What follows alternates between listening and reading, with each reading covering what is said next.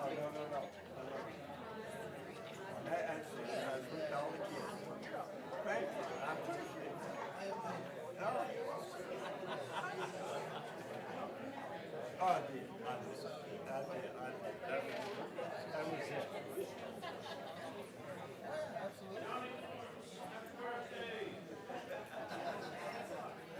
65, I get my card.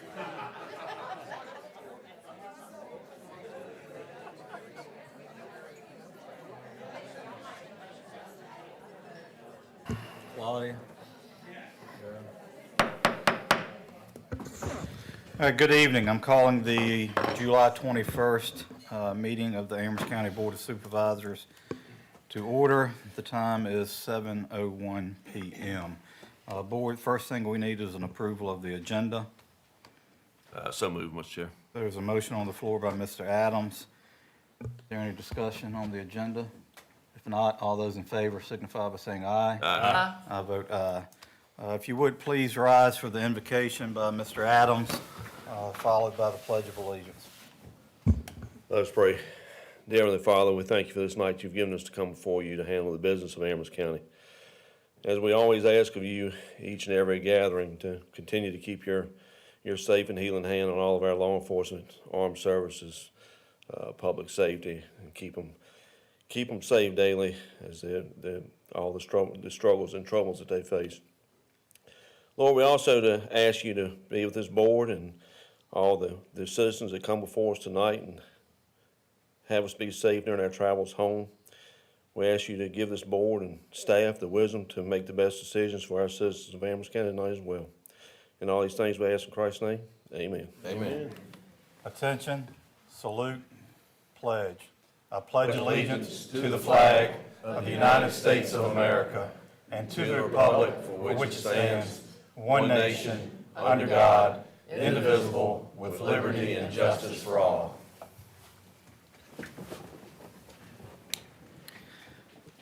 Okay, we are going to move on to the citizen comment period. We have 6 people signed up, so we'll get to those first, and if you're not signed up, you can come after them. When you come to the podium, please state your name and your district of residence. You will see some lights in the front. Green means you're good, yellow, you should be starting to wrap it up, and red means stop. That's the end of 3 minutes, and I will have to cut you off, okay? So the first is Steve Walthall. If you'd like to come forward, please.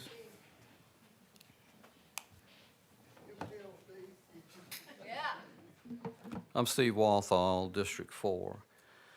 There's no doubt in my mind that some of you are actually pursuing the idea of bringing data centers to Amherst County. And there are others here tonight that I expect will appeal to your mind by presenting facts that support our opposition to building data centers here. So instead, I want to appeal to your heart. First, I want to offer a compliment followed by a short sermon, and then I want to ask a few questions. I want to offer a big thank you to Mr. Creasy and his staff for their excellent work on drafting a zoning ordinance for data centers. It provided safeguards against the common grievances of people who have to live nearby one.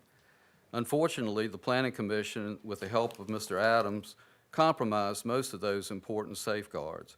I ask that you at least take a look at Mr. Creasy's original draft out of respect for his hard work. Now for the sermon. Galatians chapter 5, verse 22 and 23 is a well-known passage. It lists the fruits of the Spirit. They are love, joy, peace, patience, kindness, goodness, faithfulness, gentleness, and self-control. If the Spirit lives in you, then this is how you should see people and how you should treat them. But it's verse 26 that I want to focus on. Let us not become conceited, provoking one another, envying one another. The truth is hard to hear sometimes, but I see some arrogance on this board. Arrogance that says, I know what's best for you. You don't. I appeal to you to look in the mirror and think about these verses and ask yourself, could I be wrong? And lastly, some questions.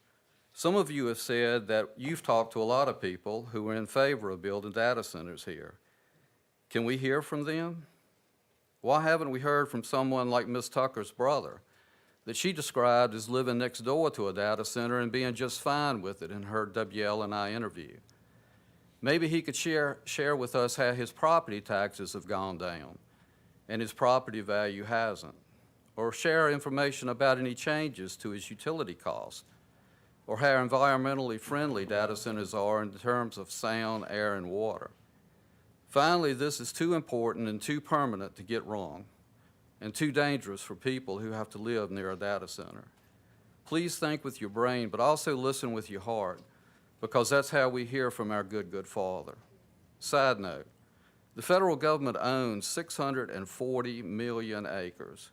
That's 28% of the total land mass of the United States. They don't need our land. They just want it. Amen.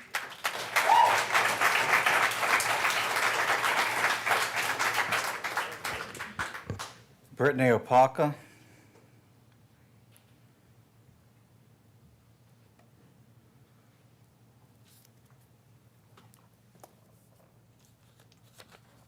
It's Brittany Opaka, District 2. I work at an environmental consulting firm. My husband has been an environmental compliance and regulatory inspector for almost 15 years and has conducted thousands of inspections. My father-in-law was an environmental inspector for almost 40 years, so my family is very involved in environmental safety. Last week, we listened to the commissioners, what they said about the ordinance. Mr. Proctor and Mr. Adams both wanted less restrictions to make this an advantageous for the future. Ms. Jones said it was time to make Amherst grow. Mr. Baxter was concerned that Nelson County would get a data center first. Mr. Bryant said that they need to look at this more like a by-right industrial site. And from all of that, here's the changes that they made.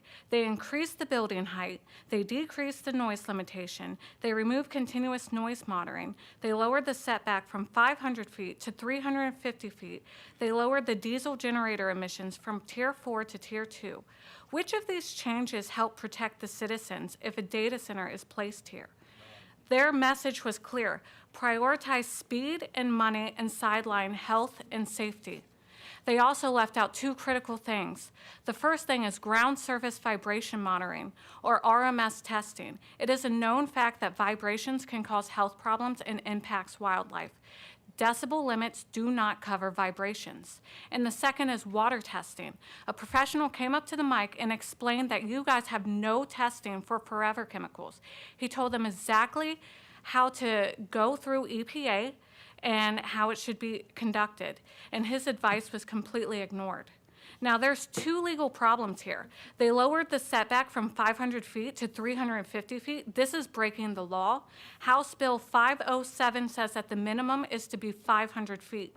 They changed diesel generator emissions from Tier 4 to Tier 2. This is also breaking the law. House Bill 153 says Tier 4 is required. Both laws took effect July 1st and was approved months ago. Tier 2 is unfiltered, cancer-causing, dirty exhaust. And Mr. Bryant recognized that Tier 4 was the cleanest, but since he Googled it, Tier 2 was okay. Is Googling enough when it comes to our health? How are they qualified given what we've witnessed so far? So what we ask of you is to please ask more questions, get proper guidance, put the old restrictions back in place, add vibration monitoring and groundwater testing, learn the current laws, or better yet, don't build one until regulations can catch up. Now, the commissioners want growth, but the answer should not be a data center, especially when it puts people's health at risk. No amount of money is worth that. Thank you.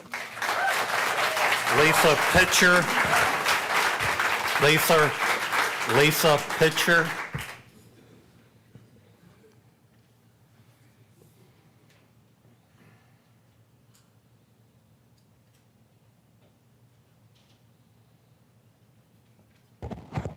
Hi, my name's Lisa Pitcher. I'm District 2. Gotta put my glasses on. So I'm aware that the board has recently stated publicly that currently there's no negotiations ongoing for data centers in Amherst County. Many of us here this evening are here to ensure that that remains true. Over the past several months, there's been a lot of discussion on social media regarding data centers, the Amherst EDA, the role of this governing body, and the use of NDAs. Couple that with unsolicited text messages declaring that data centers will be a positive for our community, and those ingredients have resulted in a loss of trust for many of us, for many of you. It is also my understanding that at a recent meeting, a substitute lawyer for the board stated that a moratorium couldn't be enacted because of the Dillon rule. Currently, Loudoun County, Henrico County, just recently Chester County, and our neighbor Campbell County all have moratoriums. We should follow their lead. Data centers promise jobs and tax revenue. They dangle these carrots in front of folks like you that are responsible for balancing budgets in a challenging and difficult time. But the price is too high. Data centers are not and will never be the financial windfall they promise. They are big business trying to exploit our natural resources and our communities for their own financial gain. This morning, Cardinal News published an article about public sentiment in Virginia regarding data centers. Personally, I was very interested reading this article because the headline teased public opinion of rural Western Virginia conservatives. I was particularly interested because one of you on this board stated on social media that the majority of folks that they had talked to were in favor of data centers, but were too afraid to say so publicly. To be fair, the question this poll asked was regarding tax incentives for data centers. Not exactly the same, but close. A 2023 poll by the Washington Post and the Scherer School at George Mason University found that 68% in the western part of Virginia, that would be us, were a yes for tax incentives for data centers. 79% in the western part of the state said they would be okay with a data center in their community in 2023. Earlier this year, these same folks who did the poll in 2023 did it again, same questions. The 68% in 2023 had dropped to 37%. Opposition had risen from 31% to 56%. There was another more recent poll done by Commonwealth Poll, slightly different questions, but still similar. This poll found that opposition to data centers has increased primarily from Republican conservatives. Ma'am, thank you so much. Your time's up. Oh, darn it. Angie, is it Coleman? Anyway, Coleman? moratorium. Thank you.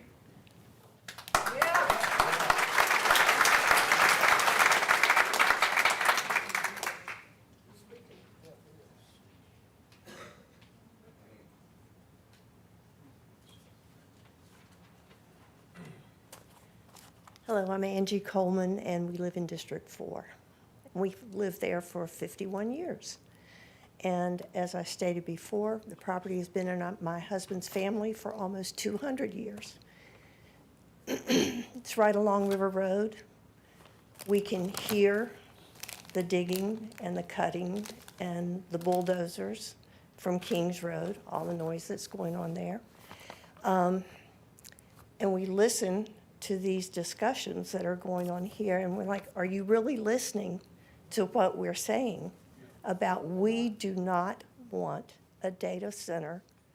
I don't want it in Virginia, but I particularly do not want it in Madison Heights or on Kings Road.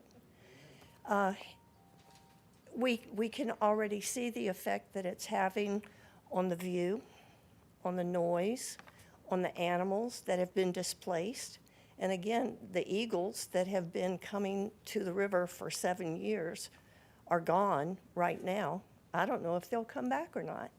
And we've been working on that for 20-some years with extinction and endangered species. I think it's interesting that the people and the public are being told to turn the water off while we're brushing our teeth. Don't wash the dishes as much. Don't, use as much water because we're in a drought situation. What's going to happen when a data center comes in that's drawing all the water out of James River and the Peddler Dam, as far as we know, whatever.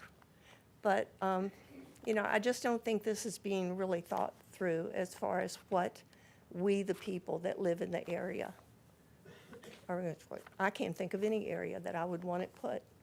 And I don't think they've been proven, as we've been saying, to be the profit makers, that they're dangling a lot of money in front of you, and just don't take it. That's all. Thank you very much.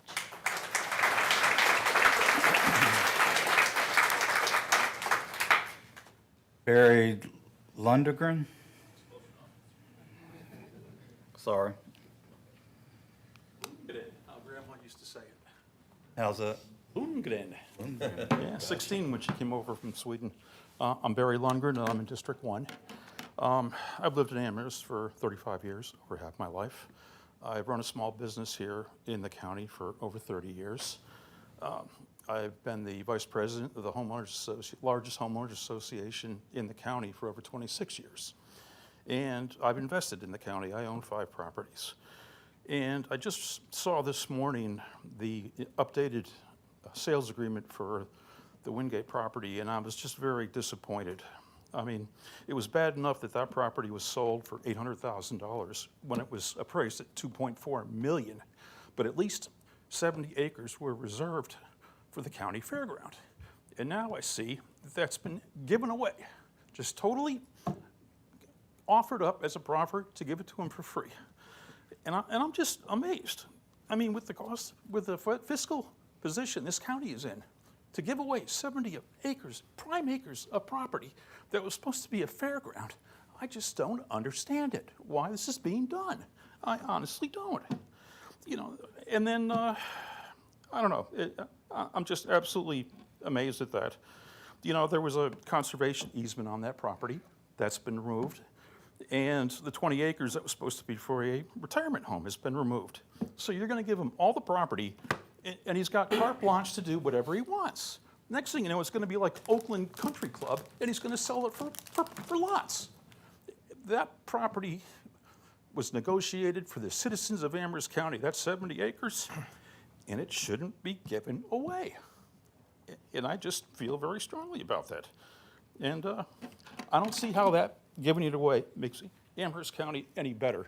That only benefits David McCormick. So I just wish you would think about that. Thank you very much. Thank you, sir. Teresa Almond. Teresa Almond.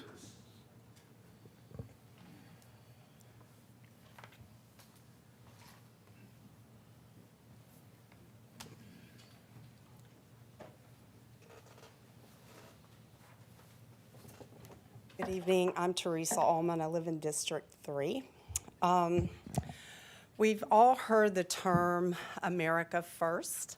For this situation, I would actually like to just change it for the evening to Amherst First. This means putting the security, liberty, greatness of our county ahead of greed and desperation. Amherst should lead Virginia with strength, responsibility, and common sense. Big tech is wanting to build in our backyards, but no one even asks us about it. We've been begging you to evaluate the dangers and the impact of public safety. The gap between our elected officials and boards and the residents of the county has become an unbridgeable gulf. For months, we have stood at this microphone. We've brought you exhaustive data, environmental impact studies, personal testimonies, yet every action you take tells us the same disappointing story. You're listening to tech industry, but you're completely deaf to the public. We're not opposing progress. We are here demanding balance, oversight, and basic respect for the people who elect you.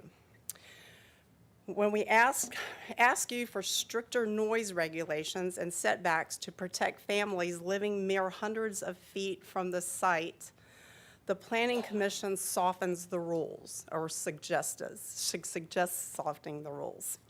When we ask for real environmental protections for our watersheds and green spaces, you ravage our woodlands. When we ask for transparency, you hide behind NDAs. Your job is to supervise the well-being of this county. not to act as a zoning concierge for a multi-billion-dollar corporation.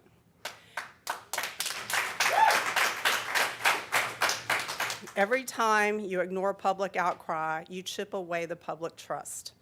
You are prioritizing short-term tax revenue over long-term health, quiet enjoyment, and sustainability of our communities. Now is the time for decisive action to ensure our constitutional rights and liberties are protected from recklessness. We live here. We raise our children here. We pay the taxes that fund this government. Data centers do not vote, but we do. We demand that the board pause all pending data center plans and considerations until comprehensive, independent, citizen-led regulations are put in place. It is time to stop serving corporate interests and start listening to the people who put you in these seats. Thank you. Is there anyone else that would like to address the board? Come forward, please. State your name and district.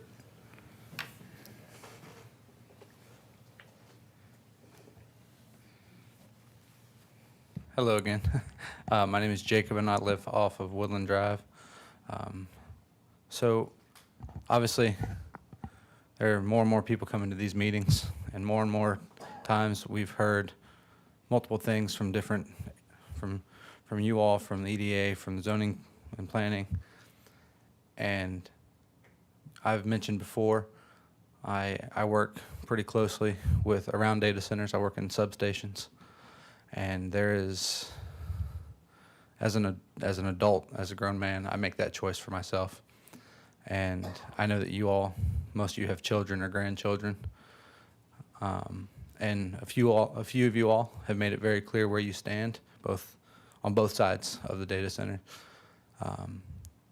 I come before you to make it known that I do not stand for data center in Amherst County.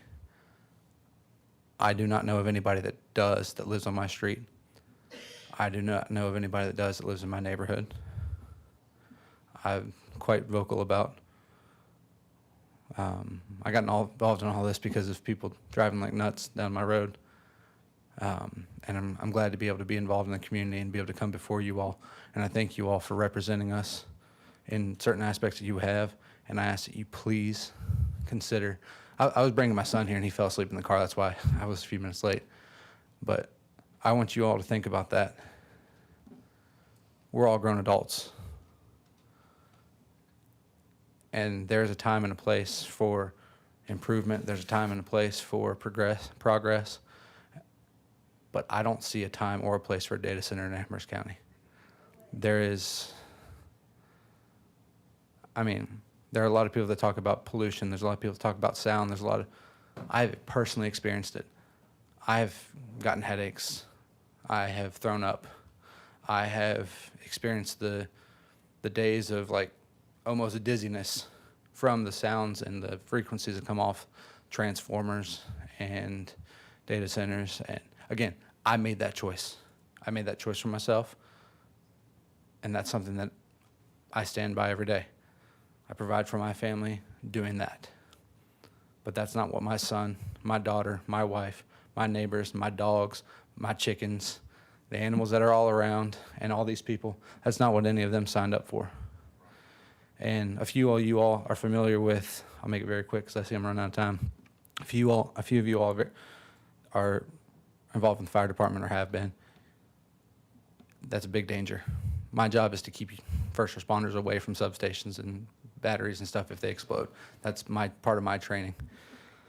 So in closing, each of you all have an opportunity to be on the right or wrong side of history in allowing this or not allowing this into Amherst County. Thank you, sir. Thank you.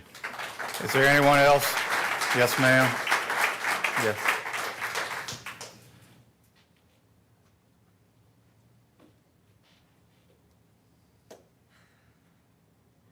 You state your name and district, please. Charlie Tisver, Monroe.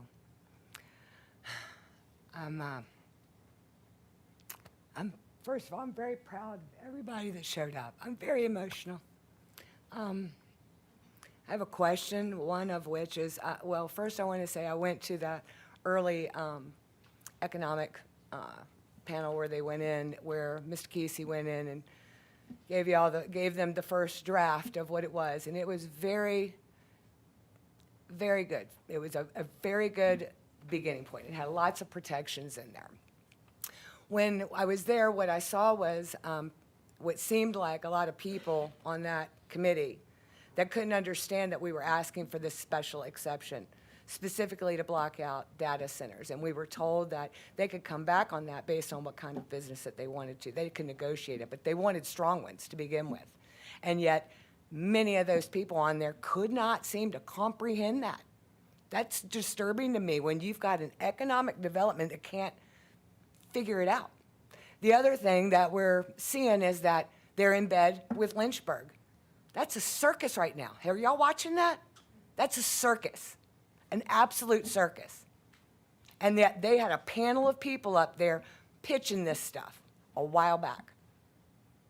So if you're not aware of that, that's scary. That's scary.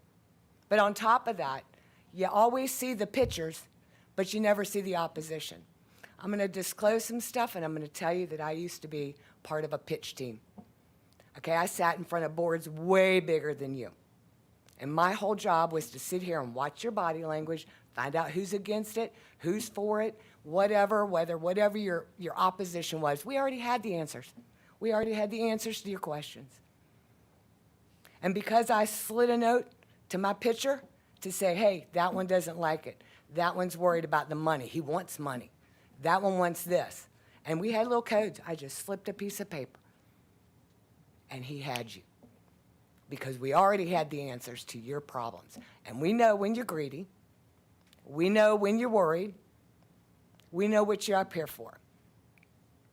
So I'm having a full disclosure moment to let you know, if you don't know, when you're being played, you're being played. And you got an economic development that's not on the side of the citizens. And I'm telling you, every place that I pitched, it changed that place forever. I had big players come in, multi-million, people. I brought 98 millionaires to a city, 98. I changed the landscape of that place. Do you understand? That's what's coming here. They don't want a little piece, they want it all. They're coming for your lives. The other thing I wanted to ask, is this our real lawyer? Thank Is this you, ma'am. Amherst County's real lawyer? Thank you, ma'am. Is there anyone else that would like to address the board? That.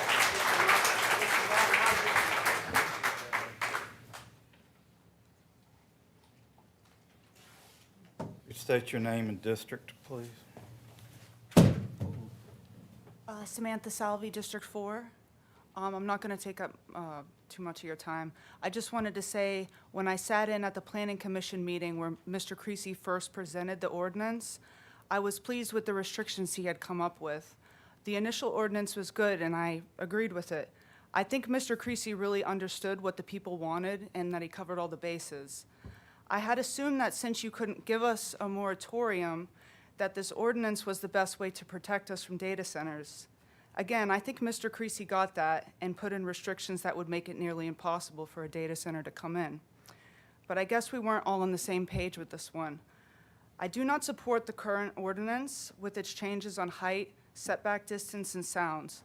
I do not support a data center anywhere in Amherst County, and I thought the point was to keep them out. I was willing to concede some of the restrictions first presented, but as it is now, I can't accept it. So now I would like to see a ban on data centers, or at the very least, a moratorium. And if we can't have a moratorium due to the Dillon rule, I would really like you guys to explain that tonight, please. Thank you. Is there anyone else that would like to address the board? Yes, sir. I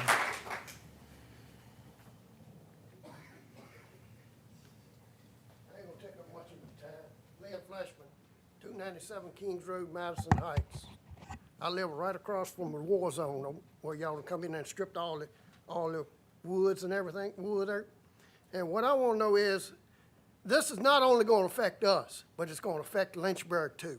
Why ain't the Board of Supervisors Lynchburg Board of Supervisors here too? And I got a question for all y'all. Every one of y'all in here got a cell phone, right? Well, take it out and take a picture of every one of these people. Because we voted them in, we can take them out. Is there anyone else would like to address the board? Ma'am, in the brown.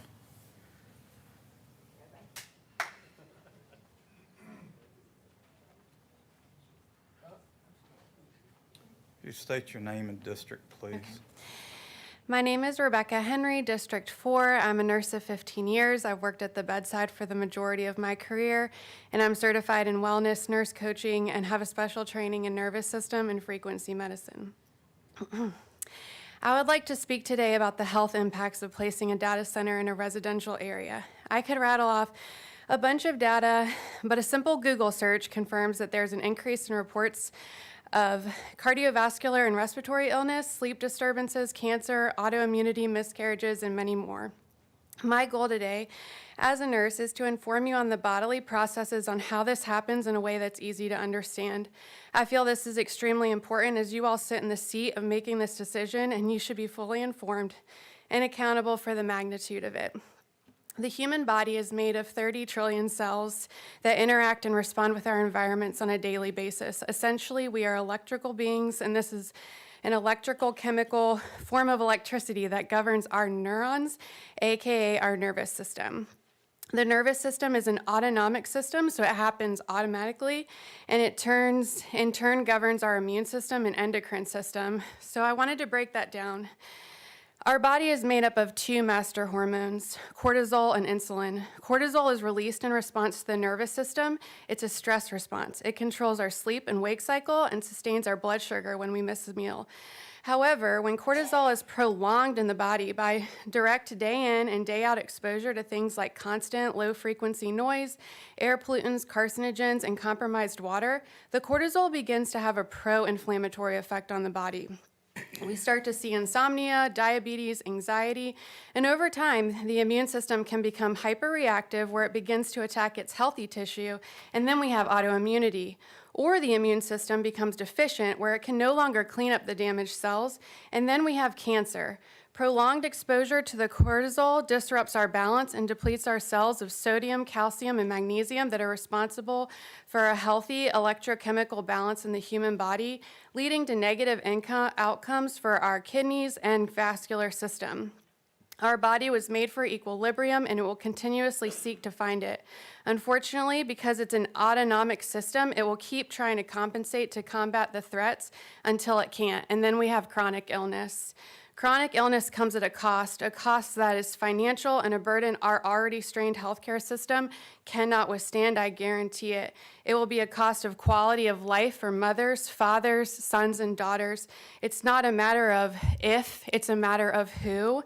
And my question for you is, can you live with yourself knowing that your decision will cause chronic illness and possibly death in your fellow human, all in the name of tax revenue? Thank you and have a good night. Is there anyone else that would like to address the board?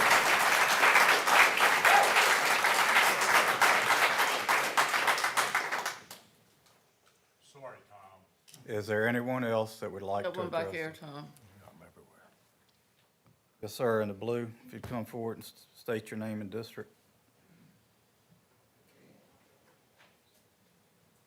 My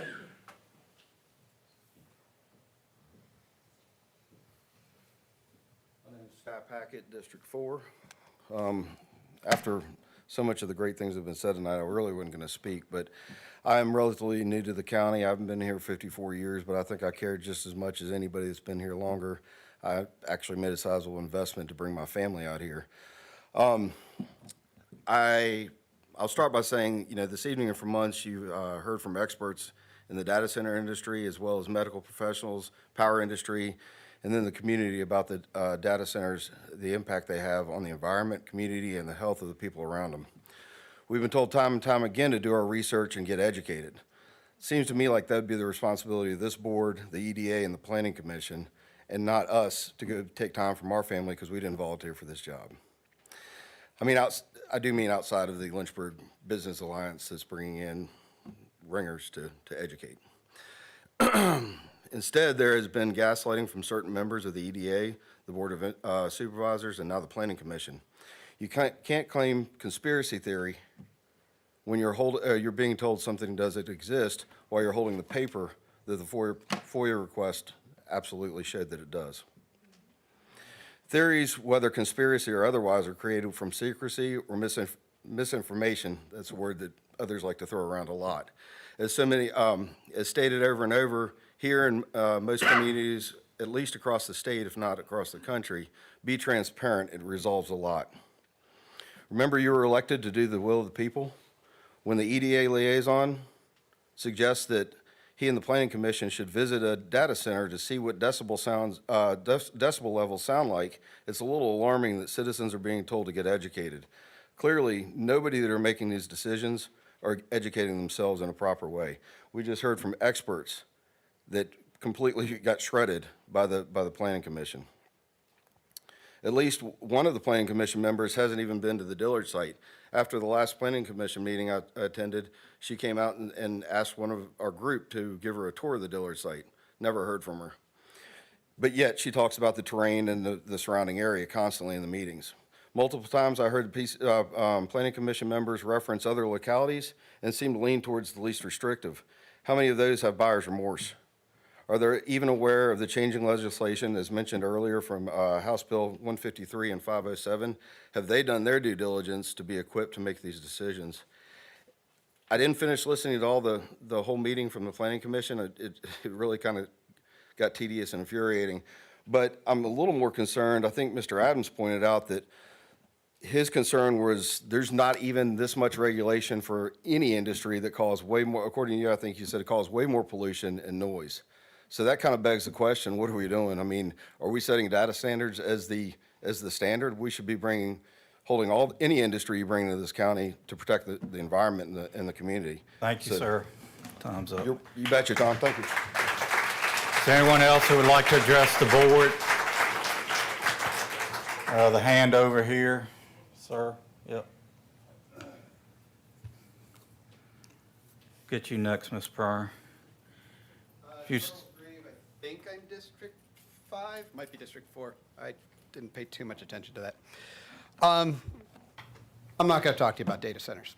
Something I'm a little more worried about. So I'm going to start here. Amendment 4, the right of the people to be secure in their persons, houses, papers, and effects against unreasonable searches, seizures shall not be violated, and no warrant shall issue, but upon probable cause, by oath or affirmation, and particularly describing the place to be searched and the persons or things to be seized. That would be the United States Constitution. There's also the Virginia version, Section 10. General warrants whereby an officer or messenger may be commanded to search suspected places without evidence or of a fact committed, or seize a person or persons not named whose offense is not particularly described and supported by evidence are grievous and oppressive and not be granted. You might be wondering, what am I talking about? Well, at a cost of $12,000 a year, I have 3 items. 1 at Monacan Park, 2 on US 29. You know what those are? Mass surveillance cameras. Yeah, I know, you call them automated license plate readers, but it's pretty dishonest. I mean, I guess you could call Jeffrey Dahmer, you could call him a carnivore, but that's about what these things are. This is straight out of George Orwell's 1984. Really. I mean, these take 7 to 9 photos of every object that moves. Then they use AI to track it, and then it's stored in a database. That's every single person, vehicle. And you're calling it a license plate reader. Sure.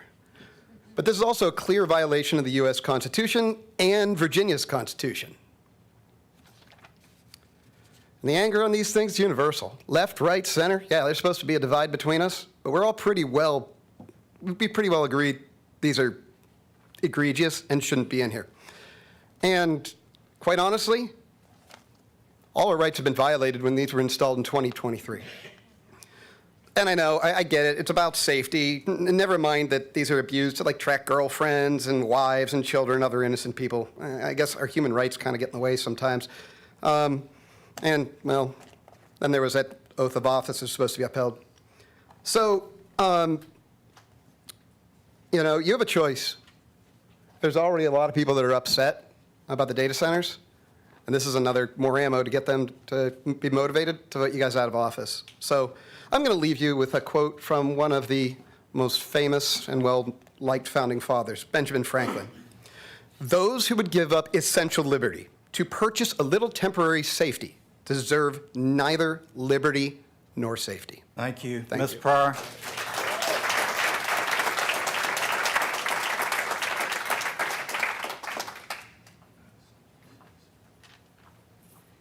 It's not like I always feel like I have something more important than anybody because this crowd is exceptionally educated. But I was thinking, money makes the world go round, but let's be realistic. Without water, there is no life. And we are depleting the water at a tremendously fast event.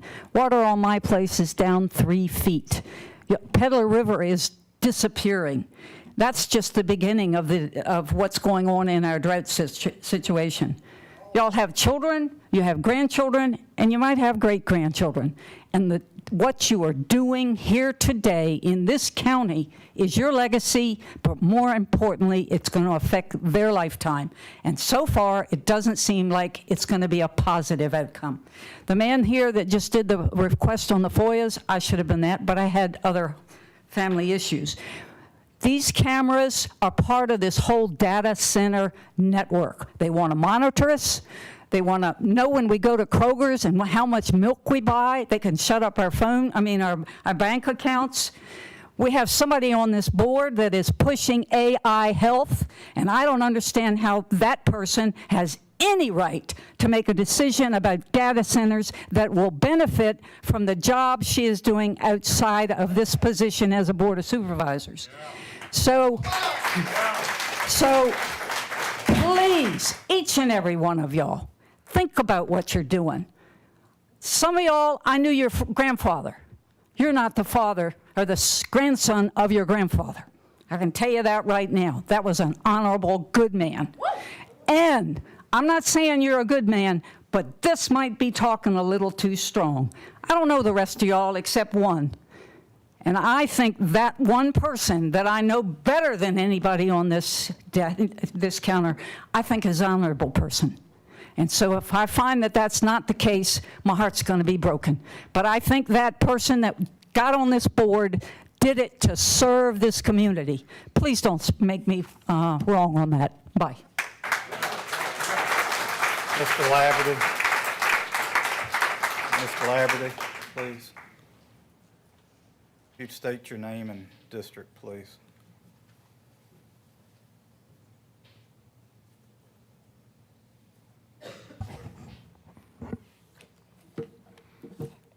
Good evening. Oh, my name is Mark Labadie. I live in the Claudia Tucker district. She's represented as part of the girl in the Good Old Boys and Girl Club. What I want to talk about is her transparency. She answered an email to me with regard to what she stated was she has absolutely zero interest in what has occurred or is occurring or has occurred, whatever, future occurrence with Mill Creek Lake. Well, I went back in 2002 and observed some Board of Supervisor meetings where the audacity of putting a walking trail or even like a walking dismal swamp above the water walkway all the way around Mill Creek Lake, eminent domaining people's property. If she has no interest in what happens to Mill Creek Lake, and this was brought to the board by the Parks and Recreation Department, who brought it to the board to have a discussion on it, and why did that discussion last 6 months? I'm going to leave it at that. That's back in the day, but that property, I have the deed to that property here, and that property was sold to another one of the Good Old Boys and Girl Club members of the Brockmans, and it was sold to the county for $77,000, and that was in 1977. It might be a bit more.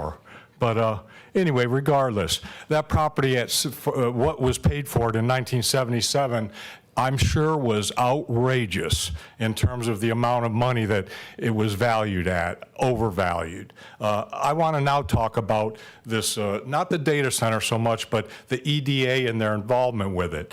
I believe that recently some septic or sewer lines have been brought to that property, and it's on the basis now that I think that EDA is trying to market that property to Rosie's Casino. The citizens of this county have already spoken to all of you through a vote that we don't want vice businesses here. Who is it of you that keeps on bringing Rosie's back into the picture into Amherst County? We don't want it. We don't want it. You know, so get on board with what the citizens want. You serve us. Do you understand? Claudia, you serve me. Do you understand?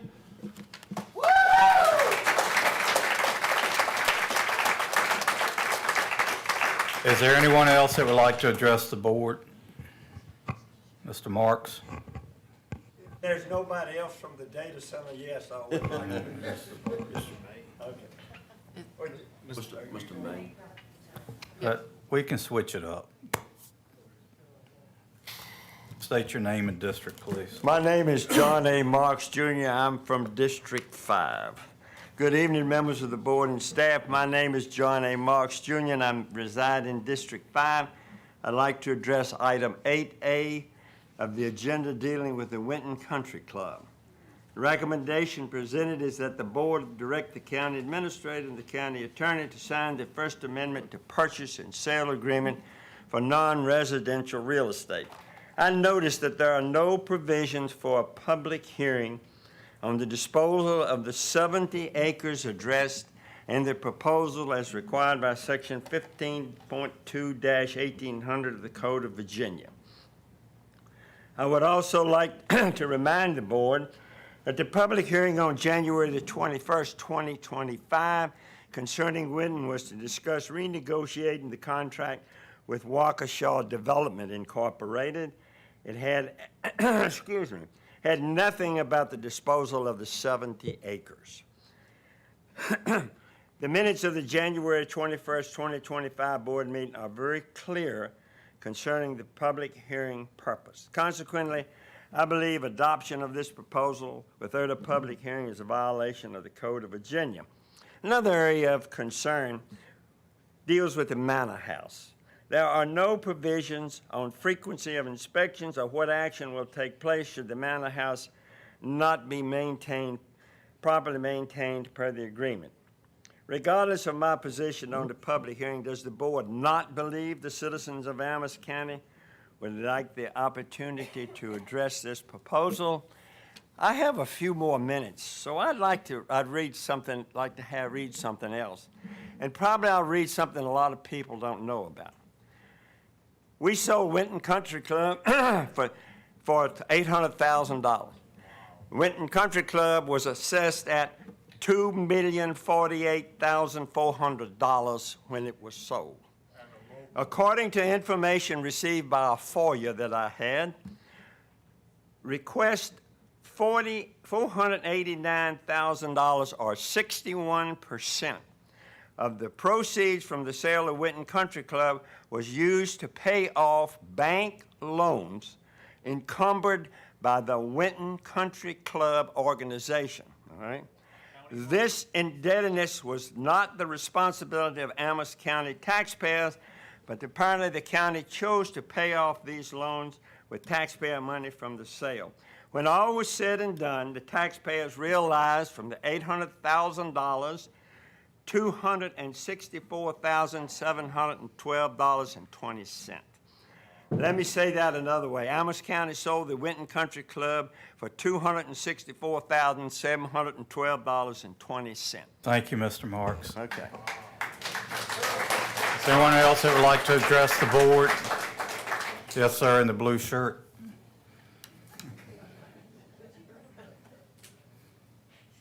If you'd state your name and district, please. My name is Mark May. I'm in David Pugh's district. I'm not prepared, so I'm probably going to get in trouble. I would like to thank all of you for the work that you're doing. And I wouldn't want your job, but I would hope that all of you are as educated as possible in all this data center information. I just returned from Burundi, Africa, which is the poorest country in the world. I stayed there for 3 weeks. We have a nonprofit missionary organization there. While there, the government decides if you have electricity and if you have water. So you can be at home, there's no air conditioners. You can be at home with a fan blowing on you to keep you cool, and the government decides we're not going to give you any electricity for the next 4 or 5 or 10 hours. Same thing with water. I went to take a shower, I had a drip of water coming out. I do not want that to happen to my property on 340 Kings Road. I chose to go to Burundi. I did not choose to live in a place that I have to be fearful of that happening. And all you have to do, if you do your research, look at all the different articles coming out, and you will see different communities that are having the difficulty of no water or little electricity and all those problems. So hopefully something I said might click, that if a data center does come, it's going to draw a lot. And the data center is the entity that's going to get first priority. Don't think that you at your house will get electricity. If they've got to send it somewhere, it's going to go to the data center. We're going to be the ones who are going to be without. Thank you again for all that you do. I pray for you. I hope you use the common sense that God gave you. Do some research, figure out what you think is best. See what you would think if you were living next door to it, because I can touch the land, and I really don't want a data center beside me. Thank you again. God bless. Anyone else who would like to address the board? Yes, ma'am, with your hand.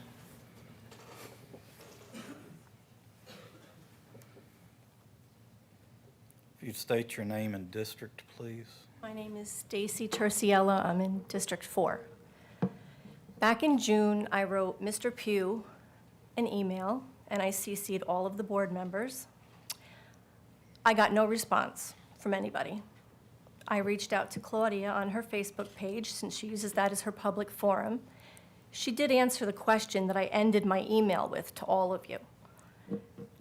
This was the email that I wrote you. Hello, Mr. Pugh and all other board members. My name is Stacy Terciella.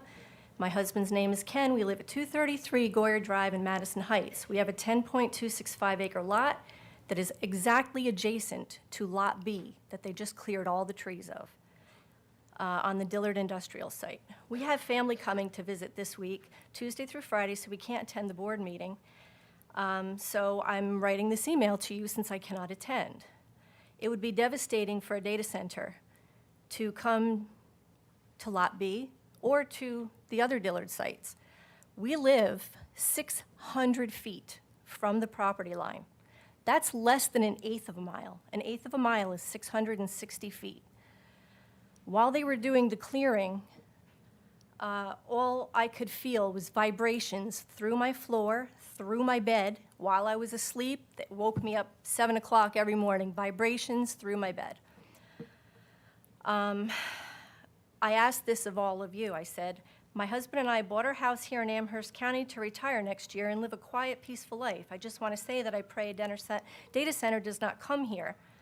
I understand that lot can house a 264,000 square foot building with room for expansion, according to the rendering provided by the EDA. I went on to explain what I just jumped ahead of, saying about the constant noise, the vibration. We couldn't open our windows and doors for fresh air because that's all we heard. Sorry here. There's no escaping it if a data center comes there. No escaping it. It would be 24/7, 365. Then I asked all of you, if a data center is allowed to come here, we'll never enjoy our retirement or our life in general. I would ask you to think first about what it would be like if you were the next door neighbor to a data center. It's different when you live 10 to 20 miles away, not in less than an eighth of a mile like we do. I even attached the EDA's rendering showing our house in the picture that's on the EDA's website. You can clearly see our house, how close it is to this lot. Nobody answered me, except Claudia.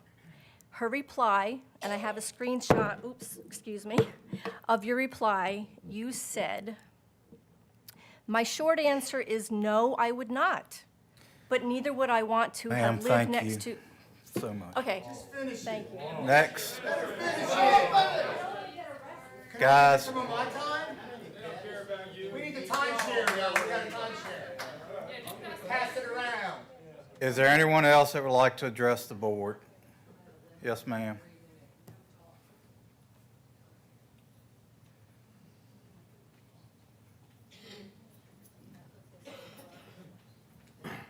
My name is Jeanette Arrington, and I hope this will work.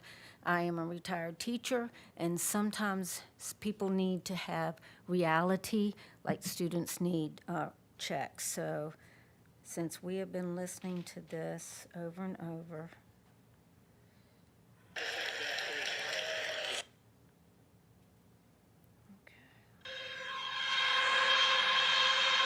This is the noise you hear coming from this hyperscale data center in Michigan, and it's right next to all of these homes in this residential area. But this isn't just background noise. This is a constant hum that you can hear all day, all night, 24/7. Some people nearby told me that they can feel the vibration of this noise, that they can't even enjoy the outside as much. This data center is also currently facing a class action lawsuit right now because of the constant noise. So, would you want to live next to a data center? okay, that was a reality check. New reality check. Let's look at this crowd right here and say that they had the authority and the power to decide where that data center goes. And they've decided to put it in your backyard. Now, what do you think of this sound? What do you think of the risk to your water? What do you think of the risk to the health of your children, your grandchildren? What do you think of the risk to your animals? I hear you have lots of animals. I have wildlife in my yard. It does affect them. Aaron Brockovich is doing surveys now to find out that it affects a 5-mile circumference around all of these areas. And so if we put it in your backyard and you have no say, that's exactly what you're doing to all of these people. You are putting it in their backyard. And then if this corporation actually lied to you, which they could very well, and they leave an environmental disaster, do you have the money to fix that disaster? Do you have the money to sue them? Do you have the money to get it fixed? Or do we face the consequences like you would face the consequences if we put it in your backyard? They have grant writers. What? Grant writers. Well, is a grant going to fix the damage? And that you're willing to put that risk on us?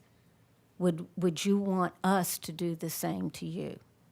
Please just consider the legacy and what people will think about you down the road and the decisions that you're making for everybody in this room that has to live with this kind of noise and destruction that's a possibility. Thank you.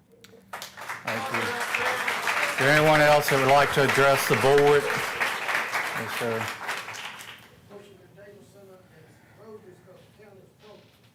Hey, my name is David Sickman. I live in Lynchburg, so I'm technically not from Amherst, but you can see the site from the Riverside Park. If you're up there on the overlook, you can see it. I don't understand a few things, and I'm nervous because I'm angry about people getting cut off when they're giving you good information, and we're here looking at a stop sign instead of letting somebody finish a simple thing that, you know, that nobody had the respect to answer her email.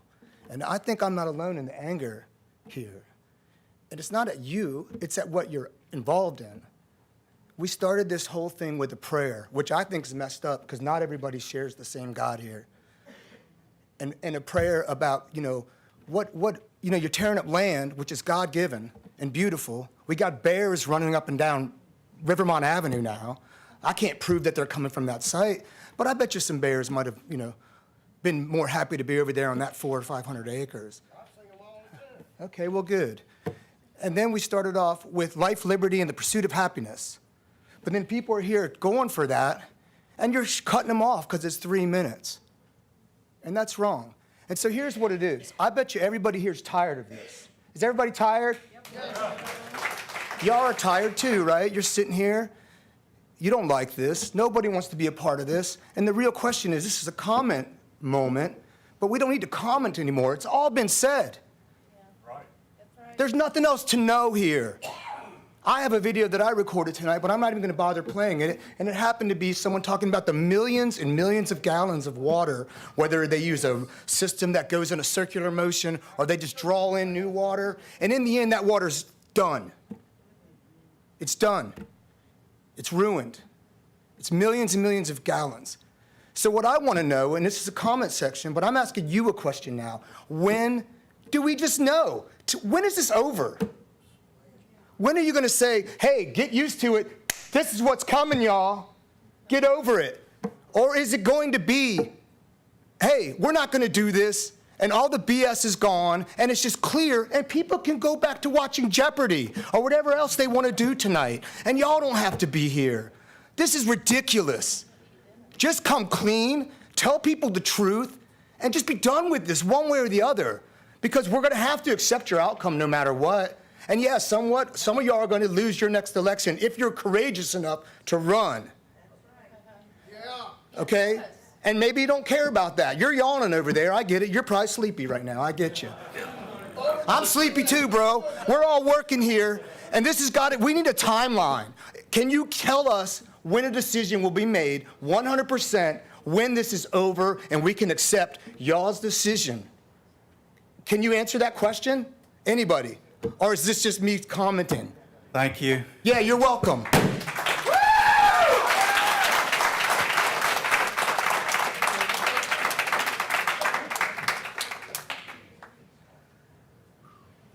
Yes, sir. Yes, please. State your name and district. Fred Fitzsimmons, District 4, I think, from what I found out. I just want to show y'all a picture. I don't know if you can see that or not. Somebody's water faucet, and would you want to drink that? We moved here from Louisa about 2 years ago. This house is across the street from where they're currently building a data center up in Louisa. Data center's not even done, and look what they're going through. You know, they have to go to, other parts of the county to be able to take a shower, to get drinking water. You know, that's going to happen here. You know, would you want that to happen at your house? Your house? You're in my district. Would you want that to happen to you?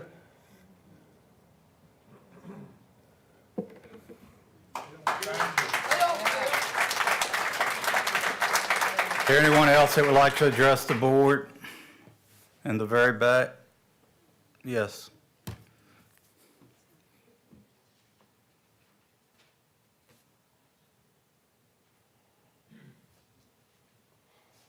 If you'd state your name and district, please. Hi, I'm Robin Smith, and I'm District 3, and I'd like to make 2 points. My first is a question. Is anyone monitoring the tree removal on the Kings Road and Dillard sites? Because as I understand it, they have started to encroach on the conservation section where they are not supposed to cut trees, but they are. So who is monitoring them? And if you don't care about that, I mean, you don't care about trees, why would you care about the people? That's my first point. My second point is this is going to be your legacy, and people are going to remember it. And if this data center goes in, I will be calling it the Claudia Tucker Data Center. And I hope you all do too. So if this is what you want your legacy to be, go ahead. And if you want to represent the people that you were elected to represent. Please, at least put a moratorium on it until more studies and more information can be gathered. Thank you. Is there anyone else that would like to address the board? Yes, ma'am.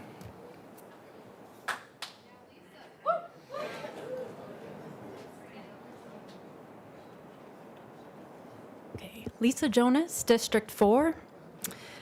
At the last Planning Commission meeting, after we were told yet again that there are no data centers in the works, they literally pulled up the GIS map of the Dillard site to make sure that the ordinances wouldn't make it impossible for a data center to come in there, or to beat Nelson County's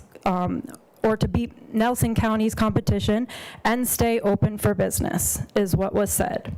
We sat and watched as the ordinances were changed to be more lenient in height, setbacks, noise restrictions, diesel generators, and more. You cannot hear or read the reports of data centers claim to be protecting the citizens and community of Amherst and still actively work to keep the door open for there to be one on this land in the future. Data centers should not be within miles of residential areas. It's simply unsafe. This is a large, heavy thing that has been set into motion, and the residents who are being directly impacted feel the weight of it already. If members of the Planning Commission and EDA are clearly more concerned about staying open for business than the health and wellness of its citizens, then these ordinances are of no help to us, and we now ask for a ban on data centers. This is our chance to put a hold on data centers. Once we open the door and allow them to come in, it will be next to impossible to reverse it. Is this land zoned industrial? Yes. Is it prime location because of access to rail, electric, gas, water? Yes. Has the EDA been working behind the scenes for years before even purchasing the site to move this from land from Tier 1 to Tier 4? Yes. Does this land border residential and agricultural land? Yes. Does its tributary streams flow into the James River? Yes. Is it within miles of the James and all the new work and renovations that's being done for the parks? Yes. Is the wildlife and the beautiful countryside that we know as Amherst County already being impacted by the hands of just a few people? Yes. Please listen to the voice of the community as you make your decisions for this land moving forward concerning data centers and other like companies, concerning manufacturing businesses, the size and the impact their presence will have on the residents, scenery, and environment. I adhere to the words of Mr. Martin in reference to the filling of streams and wetlands. Just because we can does not mean that we should. Thank you.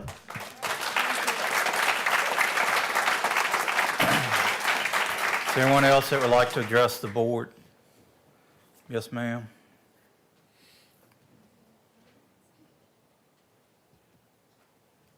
You state your name and district, please. I am Lauren Cash Campbell. I am in District 4, and I know a lot of y'all because I have been in Amherst County my whole life. My land does border the Site B. I have actually talking with the people about trees that were taken down that possibly could be mine. I have reached out to people. It's going to cost me extra money. We were told there's supposed to be a buffer zone or a border zone, and I get it. Like, Stacy is my neighbor. I have deer in my yard 24/7 now. My son loves it, but, you know, my dogs don't. I have a bear that is now in my area. I do have children. Like I said, Kristen and I went to high school together. I know y'all, a lot of y'all other ones in different areas too. But, you know, I am on a well water. When I built my house, I had no power and I had no water because Amherst County could not come up with a solution for me. I had to pay over $20,000 out of my personal pocket to get power brought down. And then y'all were unable to get water, even though county water is at the front of my driveway to my house because I have a lake in front of it. So years ago, I came to y'all asking for help. You didn't do anything. I had to then dig a well. Okay, cool. But now you want to put a data center and the buffer keeps getting shorter and shorter and shorter. If the data center comes in my backyard, then I won't have water for my kids, my animals, because I am on a well water. My lake is already down, like other people have spoken, because of the drought. Like, we get that. But what are y'all gonna do for me when the data center, if y'all do pass it, because I keep saying it's not coming, it is coming. There's a lot of confidential things that have been going back and forth. We just need answers. Like, is it coming? Is it not coming? It's going to kill my property value if it does come. I own a 36-acre tract of land that is a legacy for me and my kids, you know, and if this data center comes 300 feet behind my house, I'm a realtor. There goes my property value. You know what I mean? It's just things like that. And then another thing I just wanted to touch on is, I know a year and a half, 2 years ago, we made this big push for Amherst County. It says Amherst, a perfect slice of Virginia. Y'all put these little flags everywhere in Amherst County. But now you want Lynchburg to look at the data center. You want us to hear that constant humming. I mean, that's not advantageous for anybody to live there like that. So I just hope that y'all are able to really take a look back. Like, I know Claudia Tucker, I know her outside of here. She, you know, I know she's been back and forth with Stacy on a couple things, and it's like, she doesn't want it in her backyard. Y'all don't want it in your backyard. You don't want your kids outside playing soccer, basketball with this constant noise. So, but I just wanted to say that. So thank you for your time. Thank you. Is there anyone else that would like to address the board? Yes, ma'am.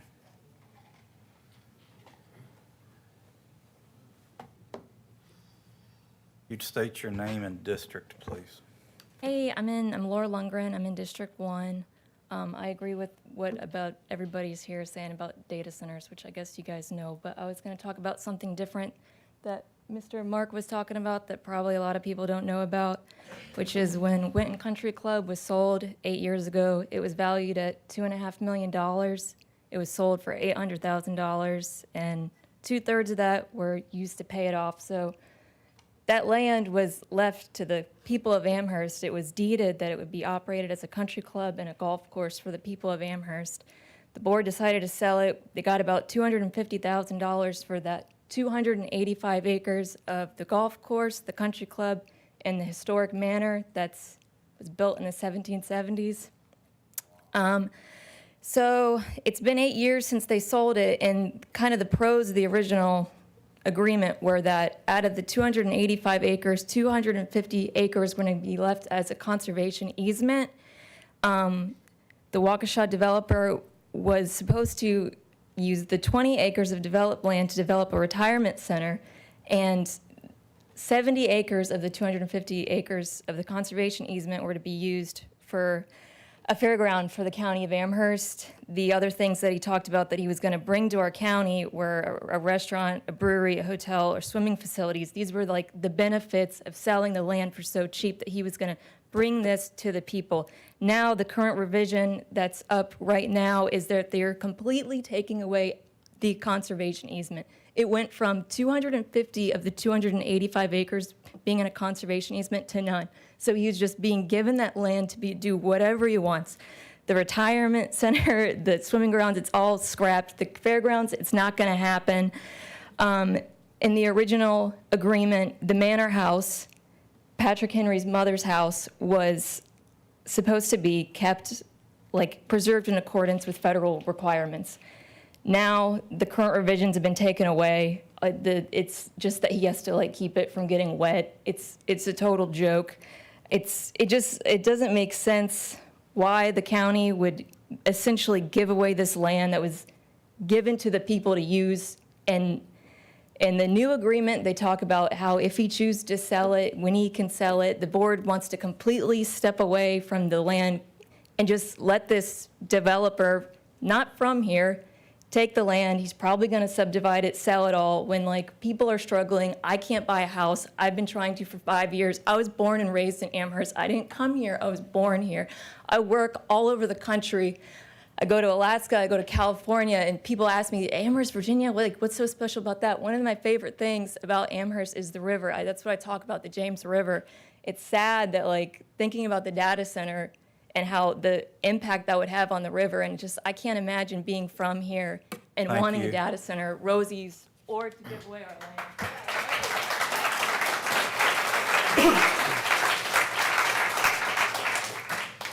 Is there anyone else who would like to address the board?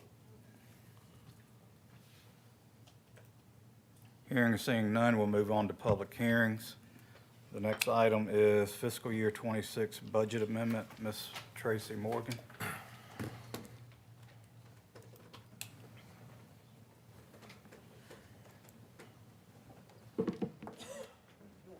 Oh, before we do that, I would just like to request that when this does come back to the board, that we know exactly what Mr. Creasy proposed versus what the Planning Commission proposed. Okay? Yes, sir. Ms. Morgan, thank you. So this public hearing tonight is to request a 2026 budget amendment.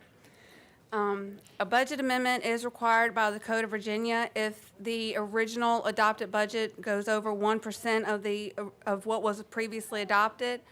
Does this mean that we overspent? No, we did not.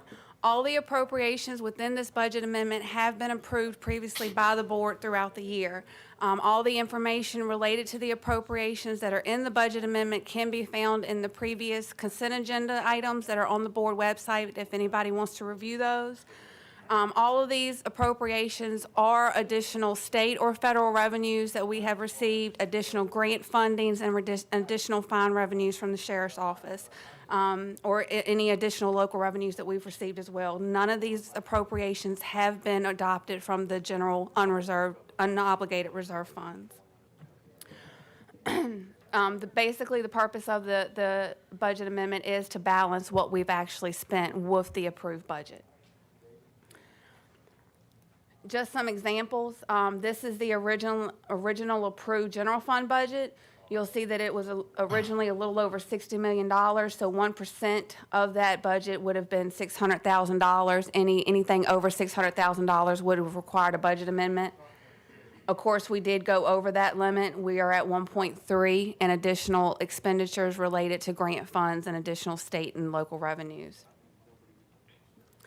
The solid waste budget as well, the originally adopted budget was 2.5. The appropriations and transfers are attached to this agenda item as well.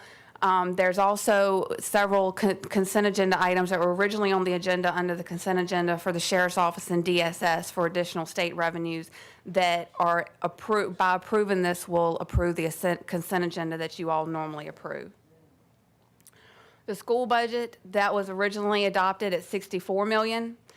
They had several appropriations for additional grant and state funding at the June meeting that brought their budget to $67 million, which of course is over the 1% requiring the budget amendment tonight as well. Last, we have several funds, the FAIR Fund, the Grant Fund, the CSA Fund, the Opioid Fund, which are all under the purview of the board.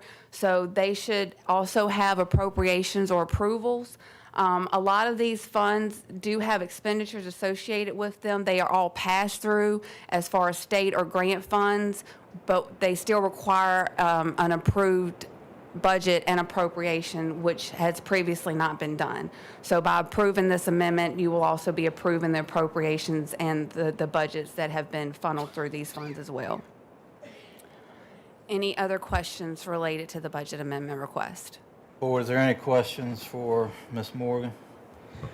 Okay, thank you. I'm going to open the public hearing. Is there anyone that would like to speak in favor of the fiscal year budget amendments? Is there anyone that would like to speak in opposition to the fiscal year 20? Mr. Laverty, if you come forward.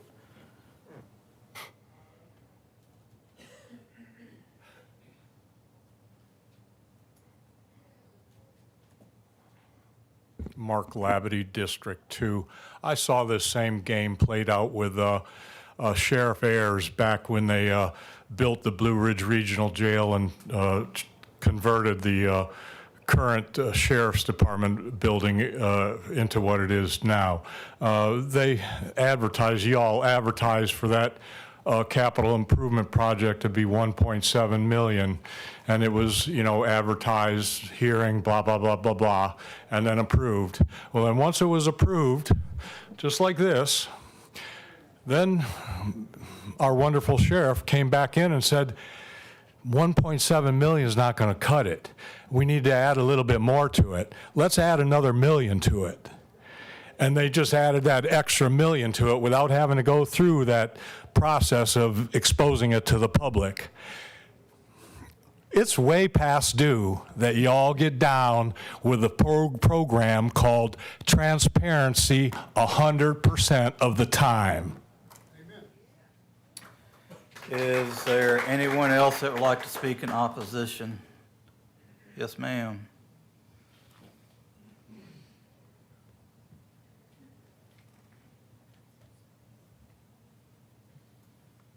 Hi, just curious if the audit has been ordered for the county. That's all. Thank you. Is there anyone else that would like to speak in opposition? If not, public hearing is closed. Ms. Morgan? So my understanding is state law says that if your budget goes over the adopted by 1%, we have to conduct a public hearing and amend it. Our budget went over the 1%. Yes, sir. Because of grants that we received or additional state funds that were received. Or Yes, sir. fine and forfeitures. Yes, sir. That kind of thing. Yes, sir. So these are things that couldn't have been anticipated in that budget. Correct. It is money that came in from other sources other than general tax revenue, Correct. correct? Okay. So this is mainly a cleaning up the accounting. Correct. It's basically to bring what was spent in line with what is actually approved. Now, when these funds come in, they are typically on the board's agenda. Consent agenda, yes, sir. So could we not appropriate them as they come in or amend the budget as they come in, or does it have to be done at the end of the year? No, in the future, going forward, once we reach the 1% in the middle of the year, we can go ahead and amend the budget at that time. Okay, thank you. Board, is there any other questions? Yeah, Mr. Chair. So, Ms. Morgan, with that comment, does that, if we can do it mid-year, once you're able to now track this, right? Yes, sir. Does each step require a public hearing? Well, that would be my concern is once you've done one public hearing in the middle of the year, then if you reach that 1% again, then you'll need to do another public hearing. Okay, Because great. then you've still went over your adopted budget again. Absolutely, okay. Second off, and I'd brought this up one time before, shortly after I came back on the board last time. I've let it go, but going back to the consent agenda, right? And we making these appropriation transfers on consent agenda, when some of these are large numbers, even though it may be pass-through funded. It's my sentiment is to remove these items where we're not doing this in a consent agenda, to where we make sure that if there's any discussion, because obviously, in my mind, a consent agenda involves things that are less invasive, right? And in my mind, anytime we're doing anything with large sums of money, that's invasive, okay? And it requires, which even though the consent agenda is transparent, right? But I think it pushes us to give more attention to it. So I don't know what the sentiment is for my other board members, but it would be my suggestion that anytime we have appropriations and transfers, we not do it on a consent agenda and we do it as a agenda line item. I agree with Mr. Adams. Is there any other comments? Yes, ma'am, Ms. Tucker. Mr. Chairman, I would just like to say how appreciative I am to the finance director's dedication to best practices. Thank you. Just because we had not done things this way in the past doesn't mean we don't do it now. And your commitment to that is wonderful. It's a breath of fresh air, and I commend you for it. Thank you very much. Anyone else? Board, is there a motion?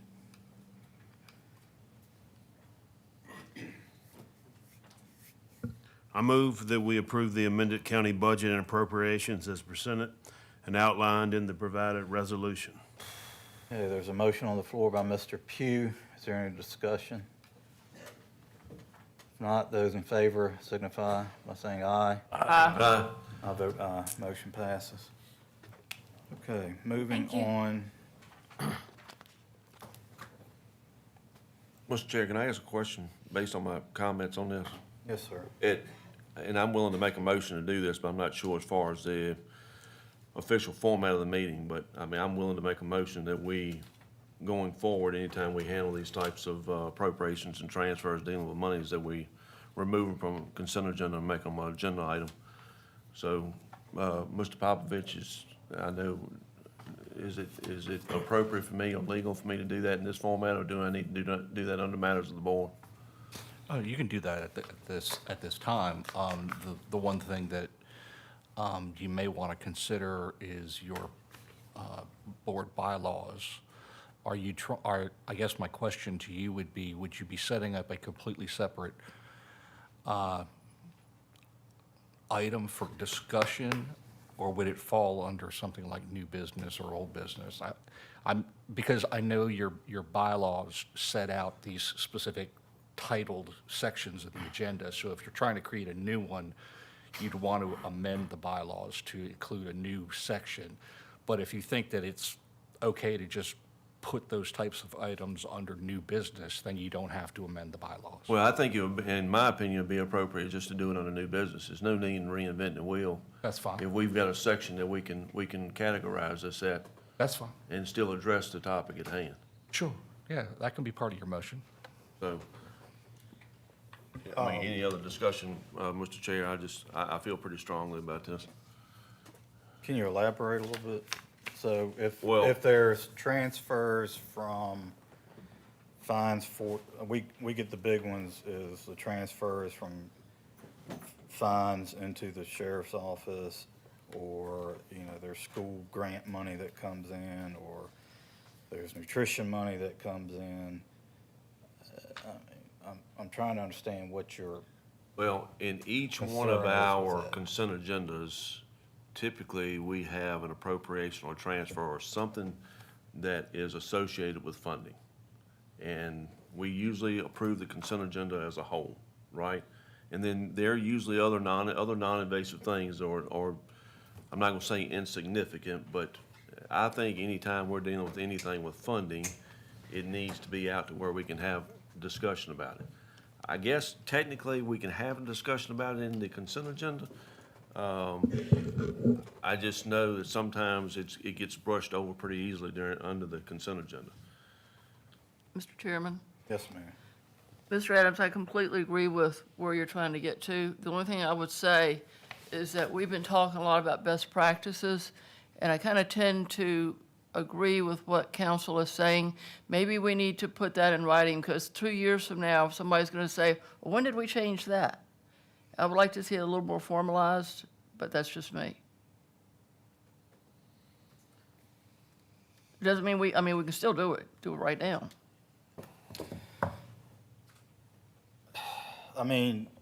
The other thing is, Mr. Adams, is you can always request to have something pulled from the consent agenda and put on the main agenda. True. I just know that Ms. Morgan is doing a great job, and I repeat what Ms. Tucker said as far as the change in practices, which are very appropriate and transparent. So why don't we ask Ms. Morgan to come back with some information, proposal on it at the next meeting? I'm okay with that. Mr. Campbell, you don't look comfortable with that. Why is that? I'll just ask, what did I miss?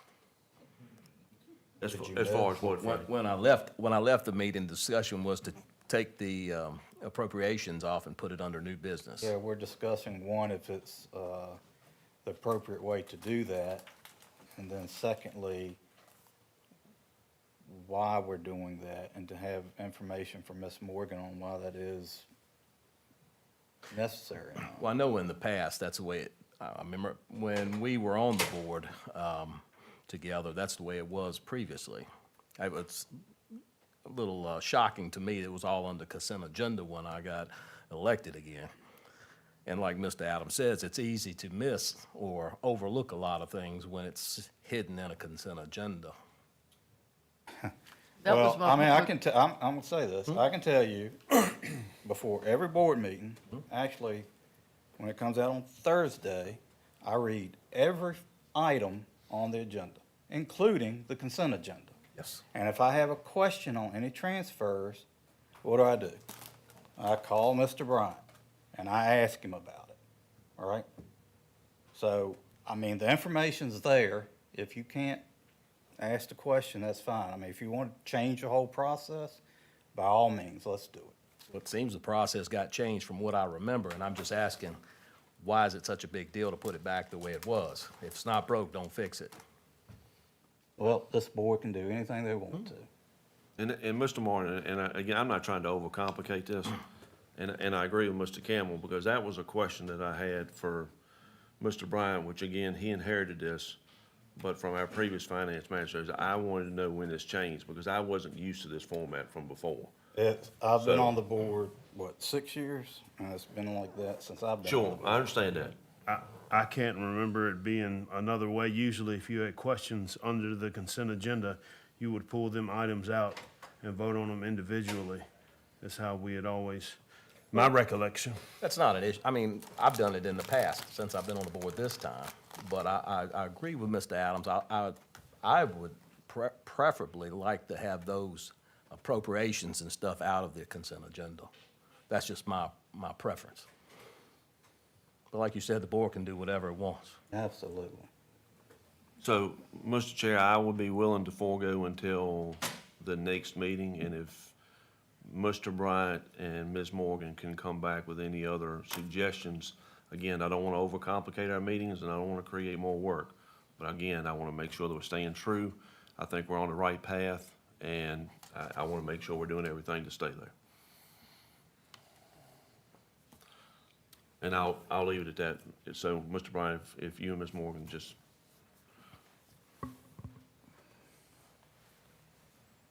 So we passed the budget amendment, correct? Yes, sir. Okay, great.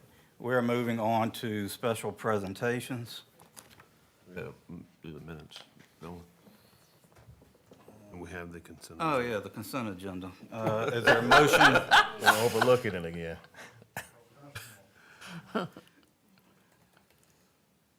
Is there a motion to, any discussion on the consent agenda from the minutes? No. Anybody want to pull anything from the consent agenda? I read the minutes. They look okay. Great, I'm glad. Okay. Is there a motion to pass the consent agenda? So moved. Sorry, Mr. Any Chair. discussion? All those in favor signify by saying aye. Aye. Motion passes. I vote aye. All right, now we move on to special presentations. All right. Mr. Wade?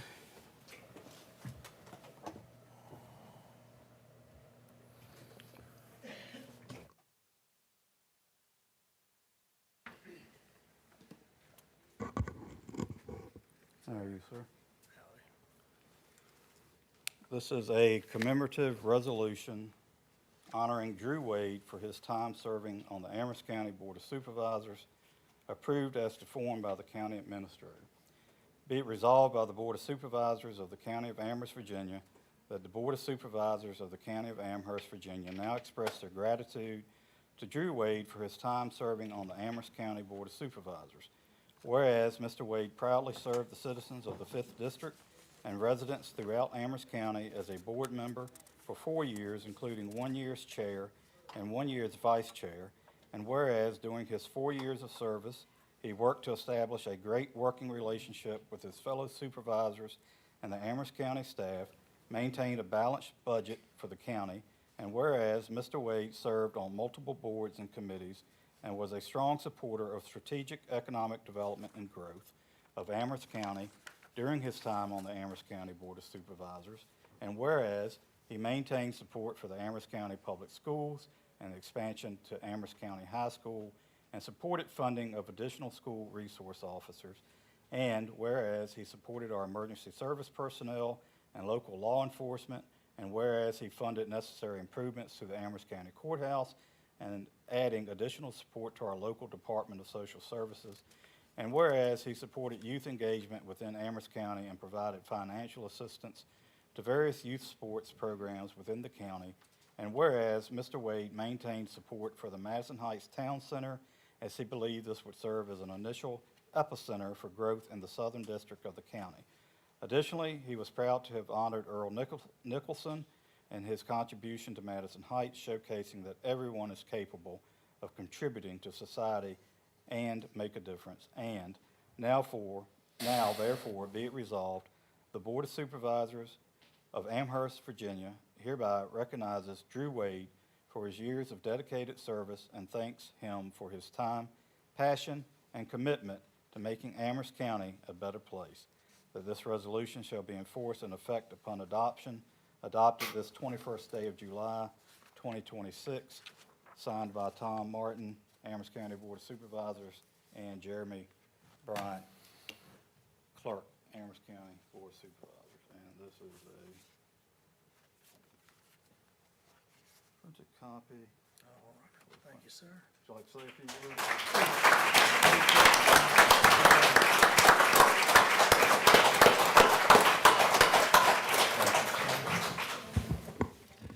I'll be quick.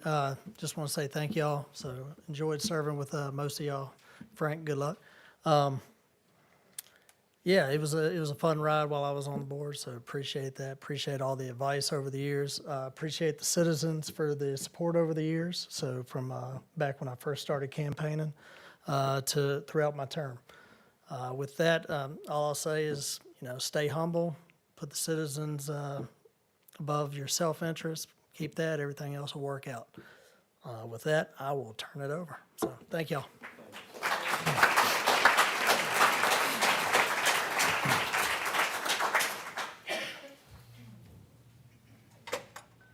Next, would the family of John Mann come forward?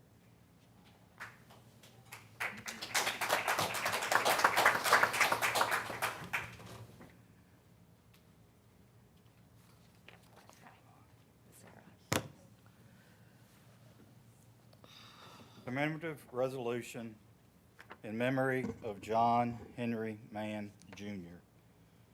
Be it resolved by the Board of Supervisors of the County of Amherst, Virginia, that the Board of Supervisors of the County of Amherst, Virginia hereby honors and remembers John Henry Mann, Jr.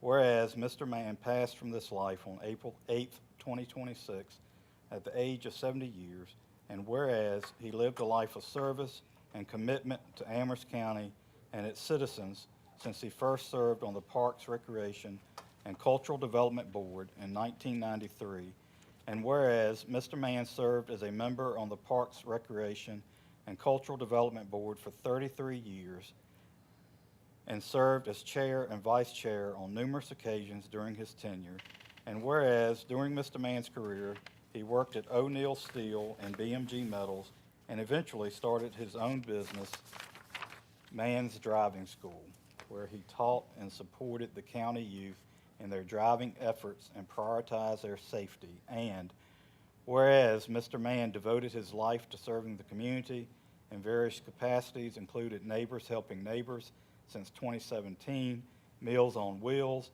and he served faithfully on the Board of Deacons in the Madison Heights Baptist Church, and where he was a devoted member. And whereas Mr. Mann was a strong supporter of youth engagement in sports within the county, where he taught the importance of teamwork and coached Dixie Youth Girls softball and youth basketball and umpired boys baseball, and was the former girls basketball coach at Amherst County High School. And whereas Mr. Mann was a well-loved and devoted member of Amherst County and the Parks and Recreation and Cultural Development Board, and will be dearly missed. And now, therefore, be it resolved that the Board of Supervisors of the County of Amherst, Virginia, hereby recognizes the contributions of John Henry Mann, Jr., and his many decades of service to the community and the impact he had on Amherst County, and extends his sincerest condolences to his family and friends, and joins with them in remembering and celebrating the legacy of a devoted member of our community. That this resolution shall be in force and effect upon adopted this 21st day of July 2026. And I will say he was a pleasure to work with. Thank you.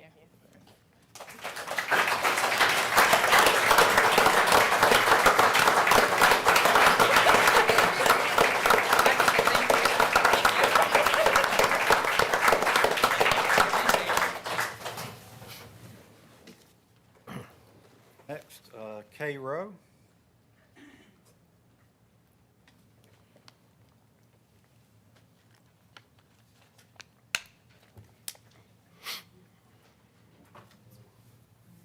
Yes, sir. A commemorative resolution honoring K. Rowe for her time serving in the Amherst County Treasurer's Office. Be it resolved by the Board of Supervisors of the County of Amherst, Virginia, that the Board of Supervisors of the County of Amherst, Virginia now express their gratitude to K. Rowe for her time serving in the Amherst County Treasurer's Office. Whereas Mrs. Rowe had proudly served the citizens of Amherst County for 27 years in the Treasurer's Office, where she started as Deputy Treasurer and through hard work and dedication was promoted to Chief Deputy Treasurer in 2017, and whereas Mrs. Rowe had completed a variety of courses through the Weldon Cooper Center for Public Service and received certifications in tax ethics and safeguard through the IRMS policy and procedures for the Department of Motor Vehicles, and was certified as a Master Governmental Deputy Treasurer during her tenure. And whereas during her tenure, Mrs. Rowe worked in the collections aspect of the Treasurer's Office using various methods such as bank liens, wage liens, debt set-off, and inputting DMV stops electronically to bring in revenue for Amherst County. And whereas Mrs. Rowe served the citizens of Amherst County and provided excellent customer service at the front window of the Treasurer's Office, maintained information for mortgage companies, prepared monthly state reports, and performed many other vital administrative functions that contributed to the effective daily task of services to Amherst County citizens. And whereas Mrs. Rowe's dedication, expertise, and unwavering commitment to her colleagues and the citizens of Amherst County has left a positive and lasting impact.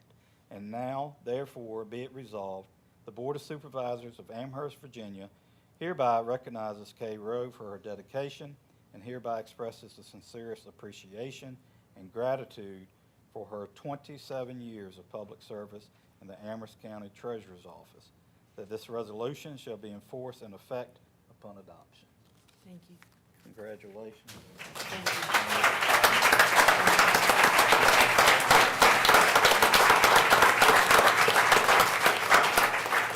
I would like to thank the board for this. I've really enjoyed working for the county. I enjoyed my job. I enjoyed the public. It was an honor to serve Amherst County all these years. I appreciate y'all. Thank you. Thank you. Thank you. Thank you.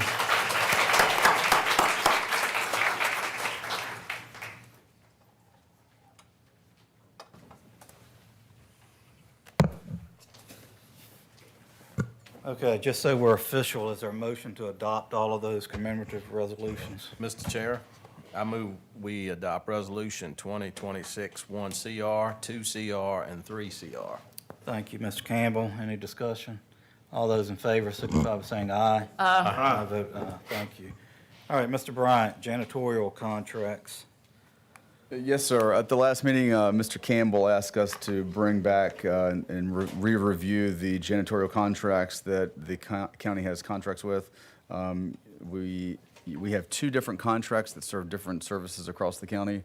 The Bud Group is a contract that began in fiscal year 2024. The renewals will expire at the end of fiscal year 28. This covers a number of things. The buildings that are under this contract cover the Amherst County Courthouse, the Amherst County Admin Building, which includes both the county side of this building, the school side of this building, Department of Social Services, which is directly below us, the Department of Health, which is on the other side of the building, which is also on the first floor of this building, the Amherst County Public Safety Building, the Goodwin Building, which is where the Treasurer and Commissioner of Revenue and Extension agencies are located.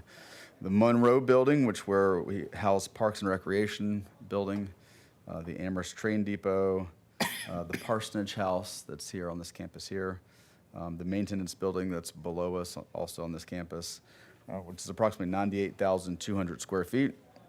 The total cost of that contract is $211,000, 908 cents. The second cleaning firm that we use is called Independent Cleaning. This contract began in fiscal year 23, Renewals will expire at the end of fiscal year '27. This contract covers Amherst County Public Works, which is the Public Works Office Building at the landfill, the Scale House. It also covers the Coolwell Recreation Center.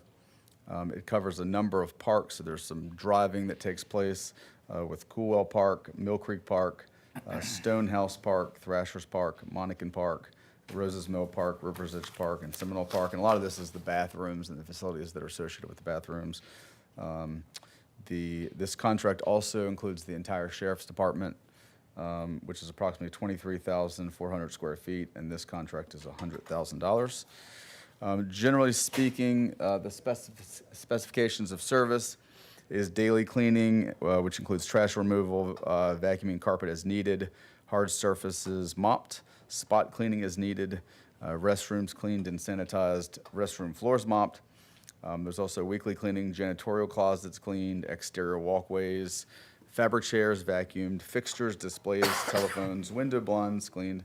And then twice yearly includes interior and exterior windows being washed. Yearly stripping, rinsing, and applying floor finish to all the hard surfaces, and also carpet cleaning. As needed, clean lighting, ceilings, air returns, and supply grills. The county does supply paper, plastic, and soap products that the vendor distributes to all the needed locations, and the vendor provides all cleaning chemicals and equipment. The vendor is responsible for vehicles and mileage, and I will point that out. I showed you earlier some of the far locations that they do have to travel, so that is part of, that's on them. But they're traveling to some of our parks that are in more remote areas, and as you know, we're a pretty spread out county. That concludes what I have. I just wanted to wrap up those two different contracts that we use for janitorial services. So I'm guessing that's annually Yes, sir. that we pay. And can you go back to the list of the parks and rec facilities? Coolwell, Mill Creek, okay. Got it. Board, is there any questions? Mr. Chairman, Yes, sir. to go back to the Bud Group. Now, I asked earlier about the school administration and the social service and the health department. I think you or Ms. Morgan had told me that the school pays the county for services in the school's part of the admin building. And so does the social services. Yes, sir. The health department, you didn't, or I don't know if I got that information. I'm sitting here looking at it, and another thing that came up was the Amherst Train Depot, since we rent that to the, was it Chamber of Commerce? Chamber of Commerce and our Economic Development Authority are both housed in the Train Depot building. Okay, is there any funds that we recoup for that? Not to my knowledge. I will say today, when I came through here, the floors looked clean.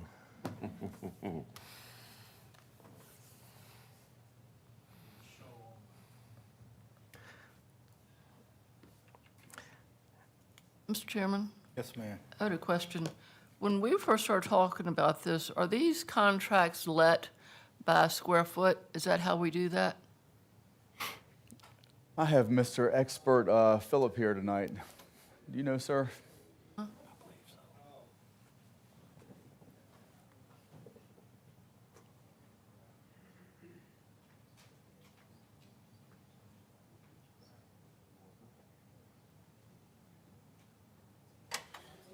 This is Philip Wilkerson. He's our maintenance supervisor. How y'all doing? What was the question again?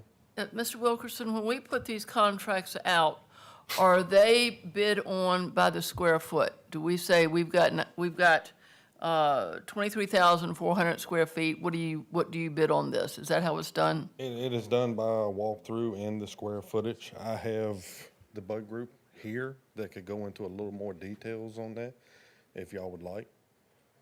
I'm just going to cut to the chase, and I'm first to say I'm not real good at math, but there seems to be a difference in the square footage cost. Do you think that's accurate? Yeah, my name is Damon Scott with the Bud Group. When we propose these, it's also based on scope and frequency of doing the work. So they could vary some between some of the locations, and which could cause a difference in price per square foot.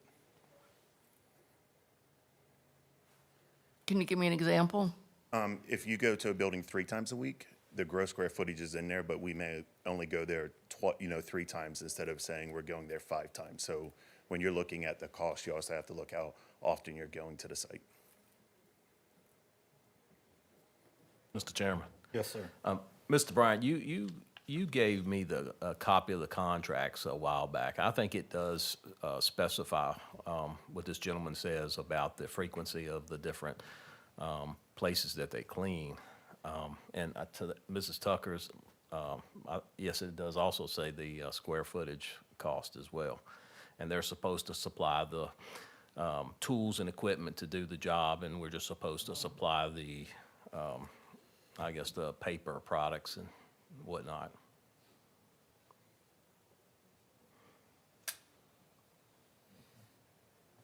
Can I ask a question? About how many employees do you have that's doing this? I think for ours, 6, am I correct? Yeah, 2 full-time, 2 part-time, and the supervisor on staff.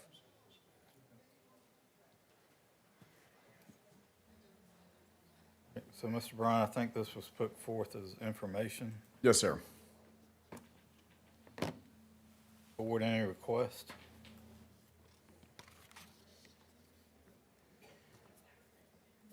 Well, Mr. Chairman, not a request per se, but I'm assuming because we got one that's going to end at the end of, so June the 30th of 2027, and then we got another year and basically a year and a half on the other one, correct? Yes, sir. So at the end of 2027, I'm assuming we'll go for RFP to Yes, sir. renew that contract? Yes, sir. Okay. I remember when we did this, and it was presented to the board as a cost savings.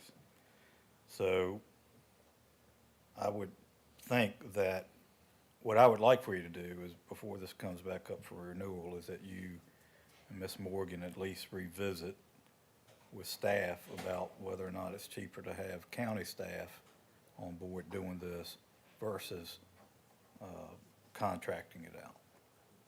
Okay? Yes, sir. Fair enough. Thank you so much. Thank you, gentlemen.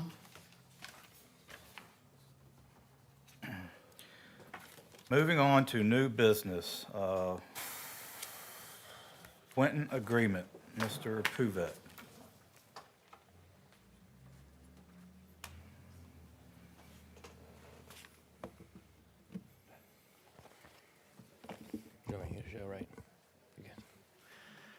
Good evening. For the benefit of the public, introduce myself. I'm John Puvak. I'm a lawyer with the Roanoke firm. I was hired by the county in 2025. The scope of my charge was really to look at the Witten Agreement. I had no involvement in the Witten Agreement previously.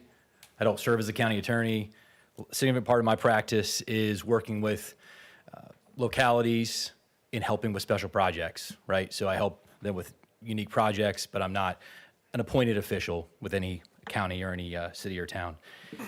So why we're here tonight, again, is a First Amendment to this agreement. I'll give you a little bit of background. I've had the opportunity to meet with all the board to explain some of the background, but again, for the benefit of the public, this is an agreement that's, again, been out there for a number of years, and my charge was to review the agreement and determine what, if anything, should be done relative to the agreement, because you have an agreement, in my opinion, that was entered into 8 years ago, and it's an unfulfilled agreement, right? There are provisions in there that were not met on both sides, right? So in terms of what is the appropriate next step, again, the county has options, right? Why we're here in the First Amendment is because we've spent a significant amount of time talking with the developer, thinking about the best interests of the county, thinking about the best interests in the future of Wynn. Why we believe the First Amendment is right for consideration is, again, a spirit of furthering the private development and investment in Winton. So what we've heard from the developer, what we've heard from the county does no longer has an interest in operating Winton like it did in the past. There is private investment that's occurred out there over the period of time. And what this amendment does is, again, position that development to occur without the county incurring any expense relative to that. So county does not need to take action, right? But the First Amendment is something that we believe, in working with the developer, will continue to advance the future of Winton for the citizens of the county. It's not perfect. The agreement wasn't perfect. It might be styled as a purchase and sale agreement, but it's far from that, right? You know, it was not just a conveyance of property, right? The conveyance of property occurred. It's everything else that was in that agreement that has become troublesome. And again, there are issues on either side in terms of what might have been fulfilled or unfulfilled. And I've briefed the board on numerous occasions about my opinion about some other alternatives there. But again, the First Amendment is something that, again, positions it, gives the county still some protections on terms of what's important, manor house and some other items like that. And again, furthers the developer's interest to continue to invest in Winton without the county owning it. So happy to answer specific questions, but just wanted to give you that sort of background while we're here. Thank you, sir. I'm going to go on record first. I do not think this agreement is anywhere close to being signed, and we'll tell you why. First, I think the original agreement was a horrible agreement for the county, and I don't believe in following up a bad agreement with another bad agreement. At a minimum, the protections for that manor house need to be a lot clearer. Things like generally protected from water, that's ridiculous. So I don't think this is ready for a vote tonight. I think there needs to be more protections for the manor house. We can discuss the other things that was alluded to. There was a lot of people that spoke tonight, but it was alluded to about whether or not we should have a public hearing on this. My understanding is while we're not specifically required to, we can discuss whether or not if we want to. I wouldn't mind having it just to hear what the people's thoughts are. But all in all, the county got my opinion, signed a very bad agreement when they sold the property.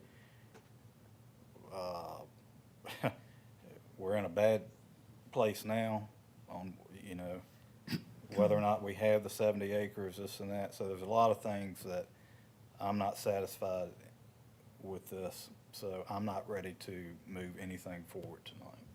Mr. Mr. Chairman? Tucker? Yes, thank you. I know I came and spoke to you before the meeting and told you I was not ready to move on this as well, primarily for the same issues that you just enunciated. In addition to the language that says the inspection of the manor house will happen generally. I don't like generally. I want this loosey-goosey, doesn't suit me. I want us to tie this thing up when we look at the manor house, how often we can inspect it. Having said that, Winton is in my district. It holds a very close place in my heart.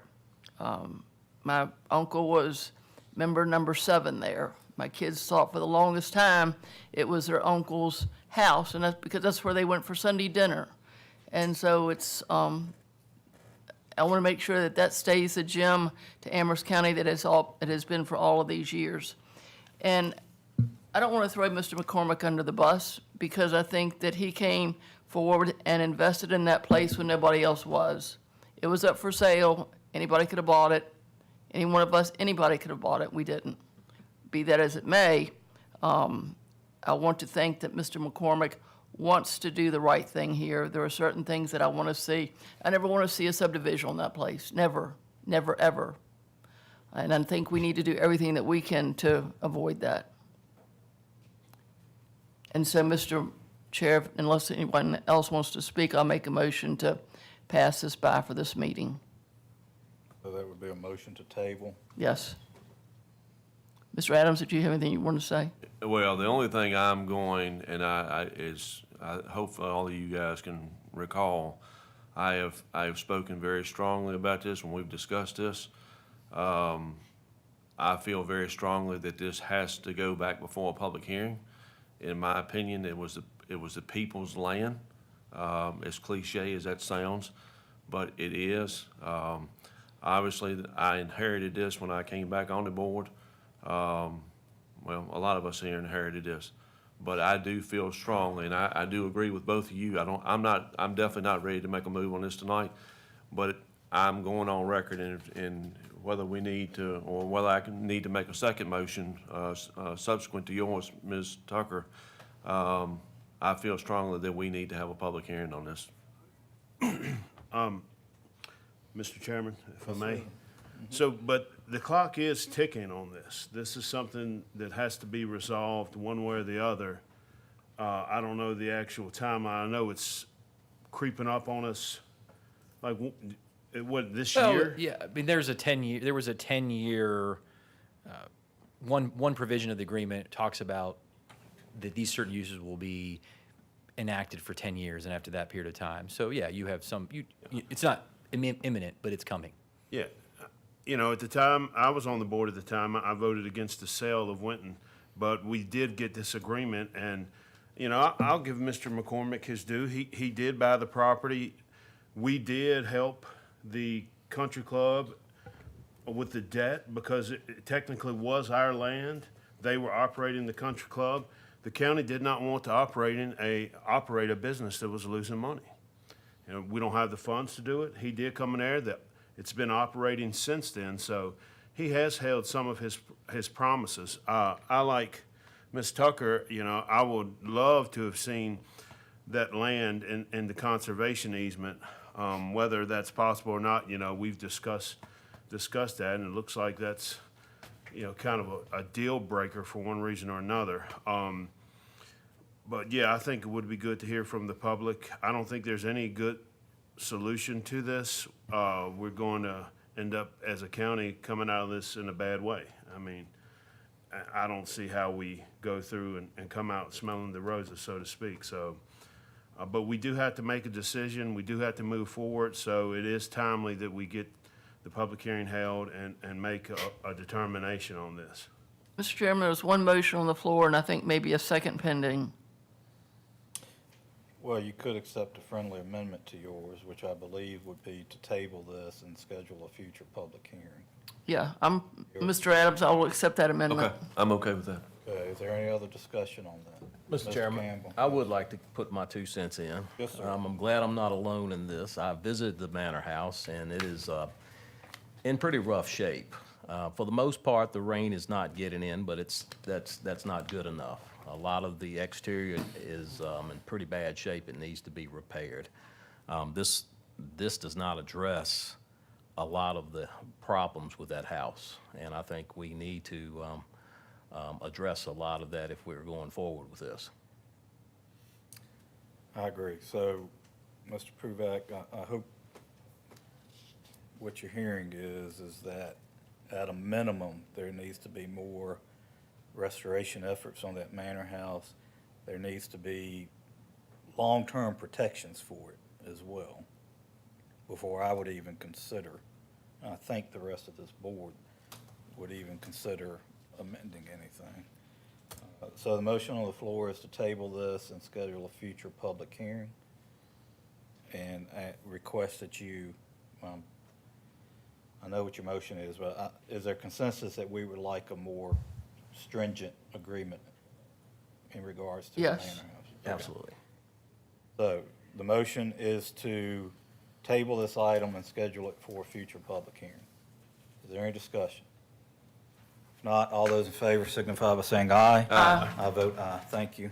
Mr. Chairman, before we leave this subject, 2 things. One, I asked Mr. Bryant a question this morning about the zoning, and I would like for him to repeat to the public what he told me. About it would go to the next owner, these things that we're talking about. The zoning or this contract? The contract, I'm sorry. The contract. Okay, I'm going to leave that up to our county attorney, our attorney. Yeah, in terms of the amendment, the way we have it styled, it's going to bind anyone that runs, owns the property in the future. Right, that was- So, again, there are lots of provisions in there, like was alluded to, about 10 years and certain stuff happen within certain time periods, and those have not been followed. But in terms of your specific question, the answer is yes. Thank you. Secondly, there's been a lot of misinformation about Winton, certainly not intentional, but lack of understanding. And when we have our public hearing, I would like to have a document of some sort prepared, call it a FAQ, call it a question and answer, whatever, to get the actual facts out there. we have been remiss in not doing that on other issues, and I'd like for us to do it on this one. I agree with that, Ms. Tucker. I mean, I think it needs to be easily understood bullet points of that original contract document, right? What they were, the 70 acres, the fact that even though the 70 acres was in the county's name, Mr. McCormick got to use it 360 days a year. And if the county did use it for a fair, we had to restore the golf course. And, I mean, just crazy stuff like that. So everyone can understand what a horrible agreement it was and what we're left to deal with. But other than that, any further questions? I'm done. All right, moving on Thank you. to county budget request, Ms. Morgan.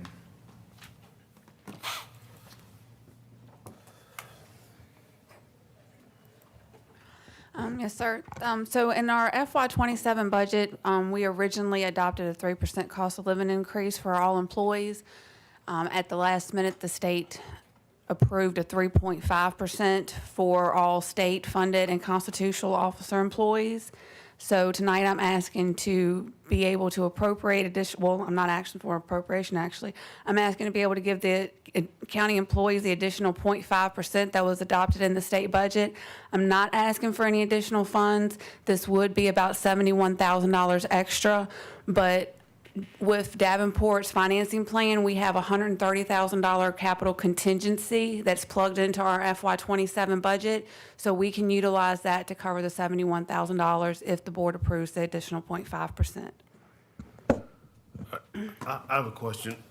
So, we approved a 3% increase. We passed the budget, you know, that was in there. So Correct. why, so they're saying, oh, the state's only giving half of 0.5% to you all? I mean, how? No, so they explain that to me. agreed, they agreed to give 3.5%. So I'm requesting for the additional 0.5%. So county employees have already gotten the 3% in the approved FY27 budget. At the last minute, the state approved 3.5% for state-funded and constitutional officers. So I'm here before you tonight to request the additional 0.5%. So in the original budget, all county employees received the 3% effective July 1. The state budget says that the 3.5 would not go into effect any earlier than July the 25th. So if you all approve the additional 0.5, then all employees would get the additional 0.5 as of August 1 for a total of 3.5. So what exactly, is the state only paying, I mean, who are they paying for then? I mean, where, are they sending you, just the comp? Comp board and comp board. DSS employees. And So that's it? DSS is also So- considered state-funded employees. So you want to include everyone else under county government that, on that point? Yes, sir, out of 5%. equity, yes, sir. And that will come out of a contingency fund that we had built into our budget, which we had cut that contingency fund down. No, this is No. a separate contingency. So we originally have a contingency under the board's budget that would allow us to do some grant funding options and smaller expenses that we hadn't planned for. This was a contingency that was built in for our financing option that was at the recommendation of Davenport as a placeholder for an increase in debt payments in the future.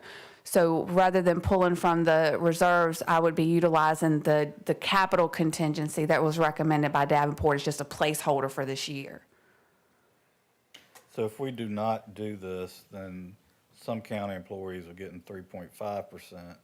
No, if we don't do this, then we would just be basically turning down the additional funds from the state.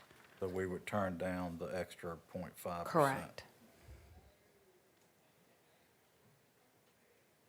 Mr. Chair, Yes, sir. so I'm gonna make some unfavorable comments that probably the employees won't wanna hang me on the front lawns for them, but Ms. Morgan, this is nothing against you, and I appreciate your thoroughness and your trying to find a plan to be able to make this happen. However, with that being said, we had a budget that kicked our butt, right? For lack of better words. And we scraped and we scrounged. The state, in my opinion, had poor planning, right? and poor information sharing based on what Ms. Morgan has told us. I know we set the contingency aside, but the contingency was not for this. The contingency was for, correct me if I'm wrong, based on what you just said, is if we're fortunate enough to get grants, we would use this money for matching portions of grants or things of that nature, correct? So there was two different contingencies in the budget. Right. And then the one under the board's budget, the contingency, Debt service, okay. yeah, then Well, there's the debt service regardless, fund. we may need to do that, but I'm gonna cut to the chase. In my opinion, I do not feel comfortable pulling $71,500 out of any of our line items right now until we can get our audit completed. I feel strongly about that. We had a plan, we stuck to our plan, and we dug and we scraped. We got crucified for raising taxes, and I think we took care of our employees. I value every one of our employees, but at this point in time, I don't feel comfortable pulling that money out of that line item. Thank you, Mr. Adams. Mr. Campbell? Mr. Chairman, this is the same monies that the proposed sheriff vehicles and the roll-off truck is coming out of this contingency? Well, this is just a contingency as a placeholder, so this is not part of their budgeted funds for their sheriff's cars or any of that. Not their budgeted funds. This is, because we were looking to borrow money to buy them. Correct. Is this the debt service money that goes towards that? This would not be rolled into the debt. This was just a placeholder for a future debt payment. This is not part of the debt itself, the financing. So when our debt comes due, we'll need this money. It would Possibly. need to be adjusted in the budget, yes, sir. My question is, if we go out of the budget as of now, we say we got all this money in our budget. We haven't even gotten 1 month in our budget. How much money has the treasurer collected? You still have to pay the lights. We still have to pay fuel going up and down the road. We still have to make payroll. We have to pay for this insurance increase that we have given the employees. How much money do we actually have? As I stated before, I didn't support the budget based on we haven't had an audit. Now, we can't even borrow money because we don't have audits. So I'm a little concerned with taking more money that we don't know if we have or not.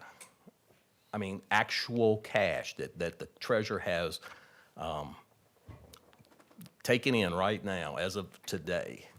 I know there's funds, there's several different funds, but I don't see any actual cash that we have that we know that we can even take this money from.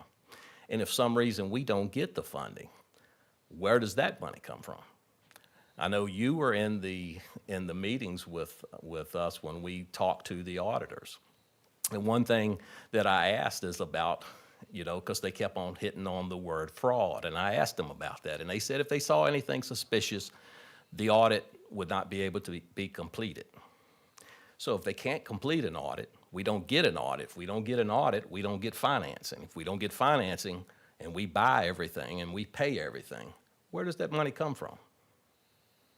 Ultimately, I mean, I want everybody to be happy. I want everybody to have whatever, but I'm a little concerned when we don't even know the facts. And, I'm not putting anything on you. I know you came about the same time that I did. We both got hit with something that we don't like.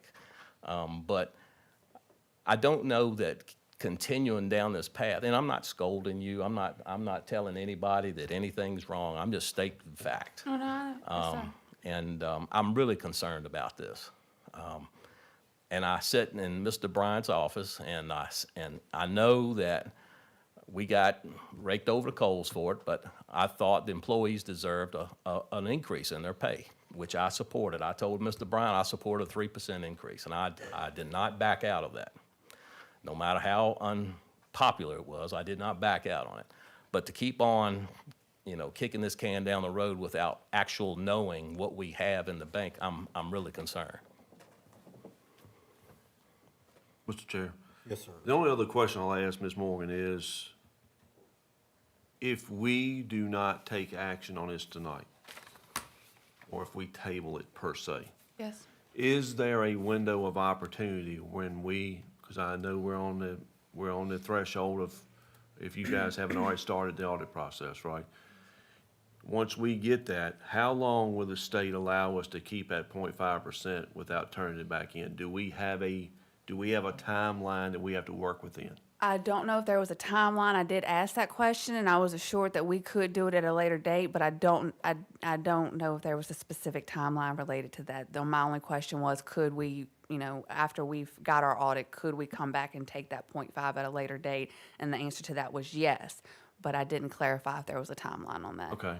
So you would get to, I know you've used the term your state liaison. Yes. Is that something that he or she can provide you? I can go back and ask that Okay. question, yes, sir. I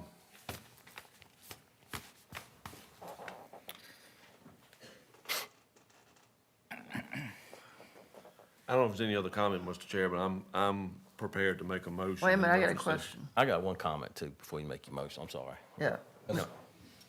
Can we go to Ms. Tucker and then back to you? Thank you, sir. Ms. Tucker? So, Mr. Chairman, I'm concerned about the fact that we're going to take action here. Let me back up. I'm really irritated with our state legislature. I'm really, really irritated with them. And I got friends up there, but I'm torqued right now. They dilly-dallied around, didn't do their job, and put the heat on us. And now we got to look at all these people here and our employees and try to dig our way out of a hole again. Having said that, we're talking about county employees now, and the next item on the agenda is going to be our school employees, and we're going to look at the same thing. How do you do one and not do the other? And I talked to our friends in Nelson County on their board. They're facing the same thing. It is grossly unfair, and I know life ain't fair. But what happened to this county it's just not right. Mr. Campbell. Mr. Campbell? Yeah, I want to make a statement. I want to clarify some things too. Even though I want the people to know that even though we are in the situation we're in, there are some positives here. We are working on the audit. I think someone asked if the audit has started. We are working on that, and we hope to have it done by December. Positive thing number one.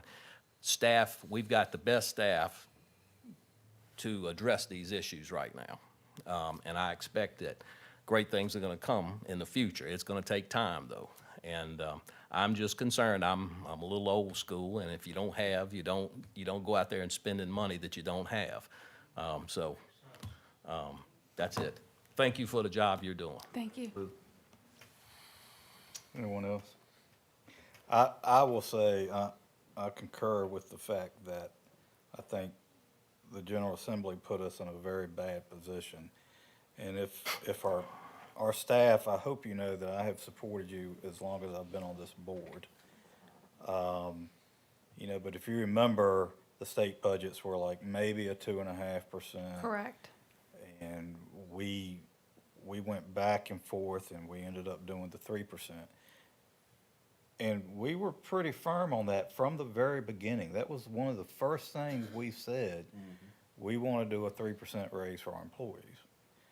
And, now that just all of a sudden they come up with an extra 5%, I'm sorry, but the problem I have is we passed a budget that was effective July 1, and now we're, let's put my goggles on, 20 days into it, and we're here amending it. I just kind of have an issue with that, so I'm not sure I can support this right now. So is there a motion to either table or deny? Well, the audit won't be done until December. It's highly unlikely. Is that money- true, December? I thought it was October. No, we think it could be done sooner than that. Well, she could find out a date, but I find it highly unlikely they would hold those funds for that long. I think, I'll echo the same thing. We did the 3% raise. We held the county employees basically even on their health insurance. We picked up the tab of the 15%. That's another. And didn't pass any of that cost whatsoever on to the employees. So that was a huge savings for them. So I think we've done them right. I don't support pulling the $71,000 out of a contingency fund that's most likely going to have to be tapped into as the debt service increases on these payments. Any other discussion? Is there a motion? I'll make the motion. Does anybody feel, before I make it, and where I don't have to amend it or somebody else to amend it, does anybody have any interest in making the motion to defer based on what Ms. Morgan's findings are or what her intel is from the state liaison, or that? Yeah, I think I would like to wait and get information from our finance director, just so that we know for sure that we didn't have any time and our back was against the wall and we had to make a hard decision. Yeah. Thank you. So, Mr. Chair, I'll make the motion that we table this discussion and take no action tonight, and we get a report from Ms. Morgan by no later than the second meeting in August, as far as what our options are. And if we, well, I'm gonna leave it, that'll be my motion. Okay, there's a motion on the floor by Mr. Adams, so To table the motion? to table the, To table the table item action. Gotcha. till the second meeting in August, Yes. and allow Ms. Morgan to get information from her state liaison. Correct, as far as timing goes, how much, if we have any time. Now, Is everybody clear on that motion? as Yes. we just said, we got another one coming right up after this. Understood? Yep. Okay. All right, any further discussion? All those in favor signify by saying aye. Aye. I vote aye. Okay, request for supplemental appropriation to Amherst County Public Schools. Dr. Holden. Mr. Holden, is it doctor? Doctor, gotcha. Mr. Bryant, Mr. Chair, members of the board, thank you for hearing me tonight. I know you just heard a very similar situation. So as you know, we were once told that we were going to receive funds for a 3% increase for our employees, but now we are also in the same boat where we are to receive 4% if we are receive some extra funds. We did something a little bit different, and you have the PowerPoint presentation, but I want to explain what we did, what we would do with that extra percent. So all employees would receive a 3% salary increase. With the extra percent, hearing how you wished us to proceed, we really went to work on our teacher salary scale. So the extra 1% would be spread out over the teacher salary scale and for our bus drivers. No administrators, no central office staff would receive the extra percent. In the PowerPoint that you have, you will see that in 60% of the teacher bands, we are 4th, 5th, and 6th in the region. With this extra percent, that would put us 60% in the 1st, 2nd, and 3rd. Now, the caveat, we would only be 1st in one of those. However, that would put us in a little bit better shape as we move forward. We lost several teachers this year. Several went to other divisions for more funding. And so I request that, we can get the $136,000 to appropriate to get the $242,000 from the state. I know it's a lot of money, but this is a very important step and really want to make sure that we can be more competitive for our teaching staff. Board, I got a couple, I don't know if it's a question or comment, but did the school board also give the employees a $1,000 bonus this year? They did. That was not on this year's budget, sir. That was from last year's money. That was last year's money. Yes, sir. And that was used as a retention bonus. We were losing so many teachers. We decided to do that as a retention bonus. So as the employees signed their contract, they got that $1,000 or $500, depending on their status. So full-time employees received $1,000, part-time employees received the $500. Our portion of that was about $200,000. The state's portion of that was $460,000. So help me out here a little bit. Maybe I'm a little confused. So the state budget was 4%. Yes, sir. Okay, We were told 3, and then when they came out, Well, you were told 2.5. Right. And then it went to 3. We did 3. Right. We were told 3 for us, for school But employees. even when we thought it was going to be 2.5, we went to 3 because Right. we said. I understand. Across the board, we want to treat everybody. Yes, sir. Right. So, but something you just Did you just say that only some employees would stay at 3%, and then you're doing something with? Yes, sir. So all employees will get 3%. Okay, knowing the flavor of the board, we knew that administrators and school board employees. So what we tried to do was we really tried to put that extra percent into the teacher pay bands only and to the transportation staff. Yes. So that again, so what that would do, it was, would bolster our teacher pay bands. So right now, in the 6 surrounding regions, which, by the way, all of them have approved the 4%. Lynchburg just approved the 4% tonight. Campbell, Bedford, Appomattox, and Nelson have approved the 4% for their school staff. Lynchburg approved? Yes, sir, they did tonight. Their school board? Yes, sir. So in order to stay in tune with them, we would really like to do that for our teachers. So the SOQ, Standards of Quality, Yes, sir. you know which employees are SOQ? So we have done a lot of work on that, and it's kind of like how the county does theirs with their funds. But for example, it's really difficult to explain that. So for example, if I have 5 computer technicians, 3 of them are SOQ funded, 2 are not. For the teachers, several are not. So again, it would be, for taking the state money and only giving it to the SOQ funded positions would not be fair.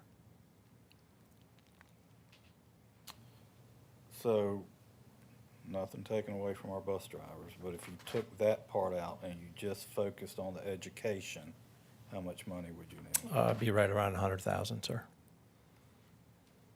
Or, And just so you know, we lost 7 bus drivers. We've only hired 2 back. That's why we're really we have to get the kids to school, so we're trying to do something to stay competitive. And our bus aides will be under the minimum wage standards when it adjusts in 2028. So we're trying to get that above the next minimum wage standard as well for some of the bus folks. any questions? Comments? I got a few comments, Mr. Chair. Okay. So, Dr. Hoden, I took the opportunity to view y'all's school board meeting from Thursday before last, Yes, sir. and I liked it so much I did it twice. So, a lot of, that was a very informative school board meeting. Here's my concern based on what we just did. I will give you and your administration staff I'll give you the benefit that you did not know about this other 1%. Yes, right? sir. However, I reiterate what Mr. Martin has previously said about what we did to put it at 3%. The $1,000 bonus, that's what bothers me a little bit, and I get where you're coming from, but that was last year's money. However, that could have been this year's money, right? That could have been carried forward, and well, ain't no if. Now the rubber's meeting the road and you got this 1%. And for any teacher that's in the audience or out there listening to us, I made the comment today to somebody that I support our teaching staff and the school bus drivers because it's one thing I know that I could not do, and that's one of them. It wouldn't go well.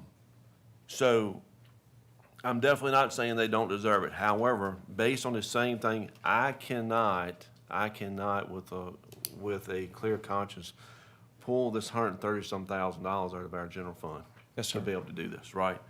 Because again, when you guys came to us at budget time, you asked for 1.9, you pleaded.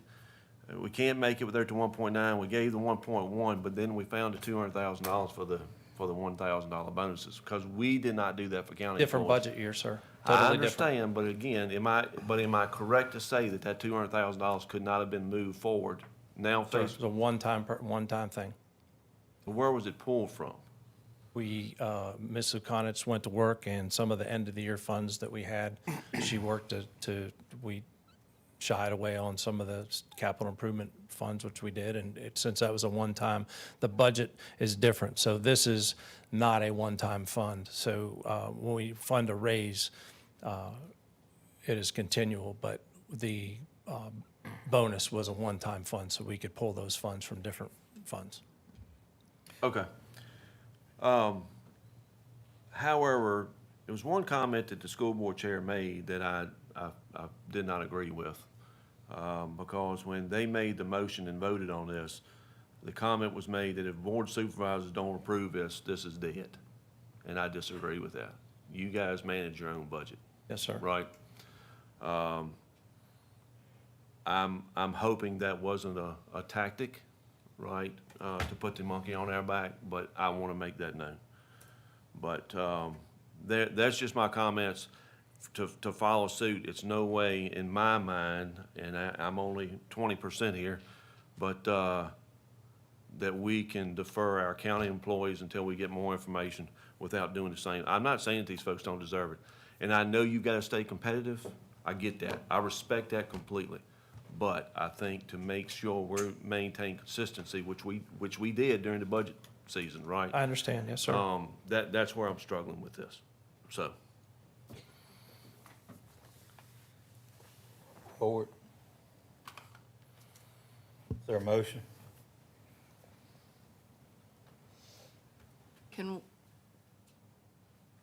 Where's the finance director? Do we have the same question about the timing for this money as we did the county employee money?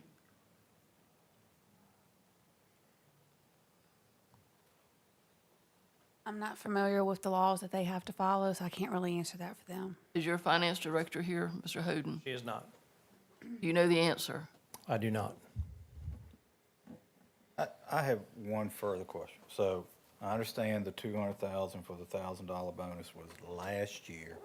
It was savings, I'm assuming, right? School board came to us and asked for 1.9, right? And we gave 1.1, right? Any chance you can go back and dig in that budget and find 136,000? Sharpen that pencil a little bit and give your employees a raise? I mean, you had 200,000 left over, but you needed 1.9 million. And I got down to 1.1 additional, right? Yes, sir. You think you could look at that? I mean, I would have to So, go I back to mean, the you know, school, it's to the always- finance and to the school board to make that decision. That'd be So I great. can't answer that question, but I will certainly, if that's how it goes, I mean, that's what we'll have to do. Dr. Hogan, excuse me. Also, there were some comments made during the school board meeting, and I think during the budget, which obviously you made some of them tonight as well, supporting, saying that you guys lost a lot of folks either through retirees or people moving to other Yes, sir. jurisdictions. We've hired approximately 45 new teachers. Okay, so how many vacancies do you still have? All right, let me rephrase that. How many vacancies do you have that are not student-facing? Not students, so no teachers? No teachers. I would have to get with Mr. Gallagher on that. They've been working hard on IAs, which technically IAs are student-facing. We still have a couple custodian vacancies. I know we have 1 or 2 secretary vacancies. But teachers, I believe we have all but a few that we will have to start the year with a long-term sub.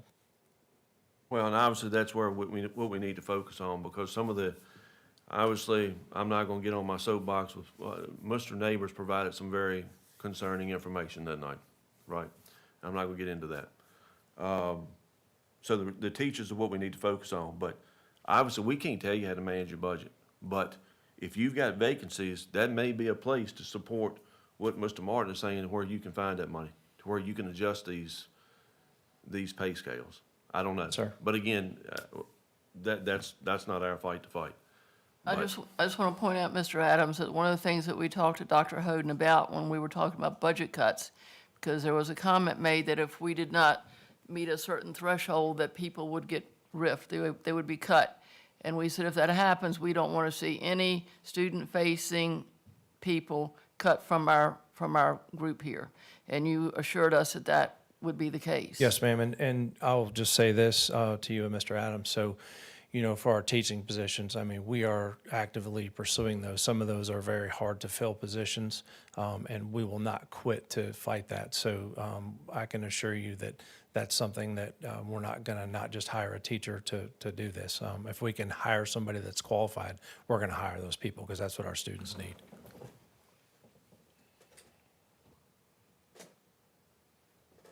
So, Mr. Chair, if there's no other comment, I'm prepared to make a motion similar to what we did for the county employees.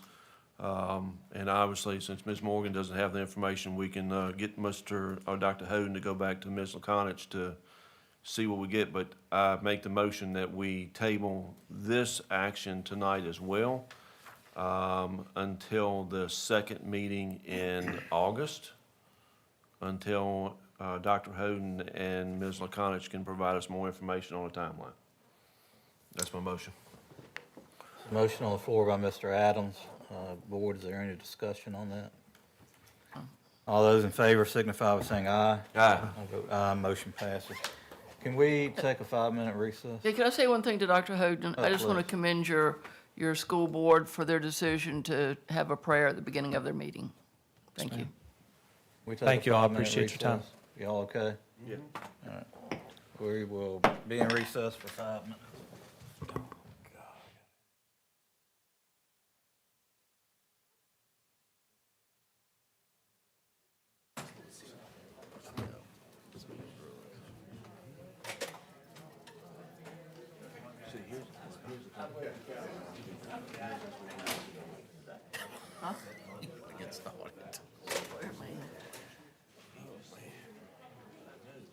It's my bedtime.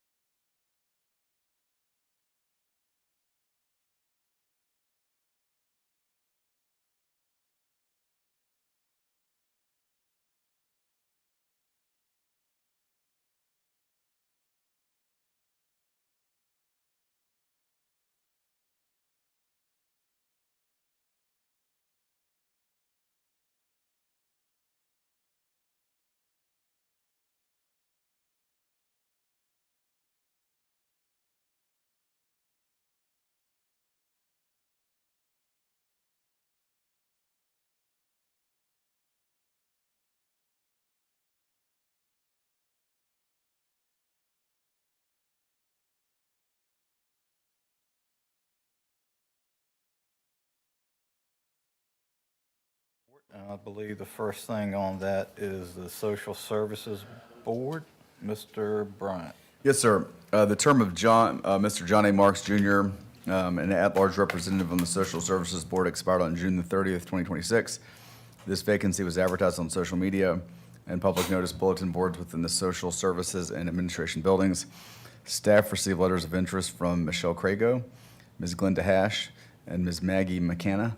The board will interview each candidate. I will tell you the interview questions are posted on your agenda packet.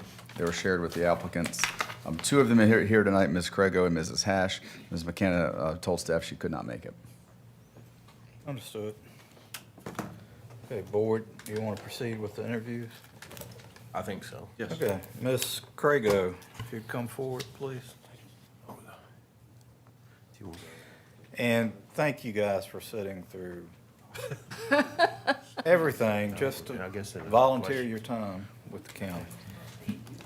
All right, so Ms. Crago. I'm sorry? Oh, yeah, Ms. Hash, could you step outside, please? Thank you. Good point.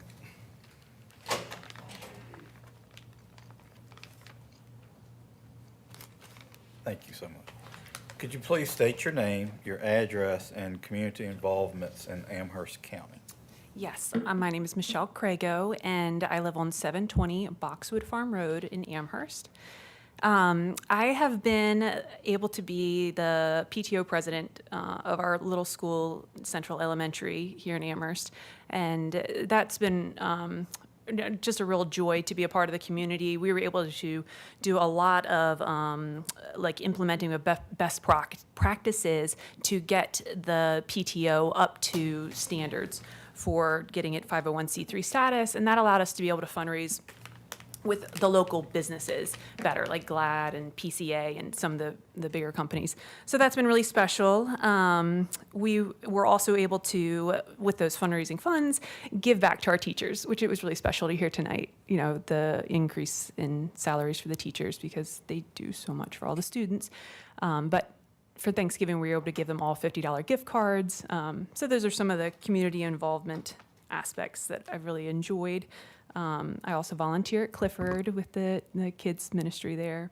And then I have had the opportunity to work with a lot of elderly shut-ins, just doing cleaning and helping out with that.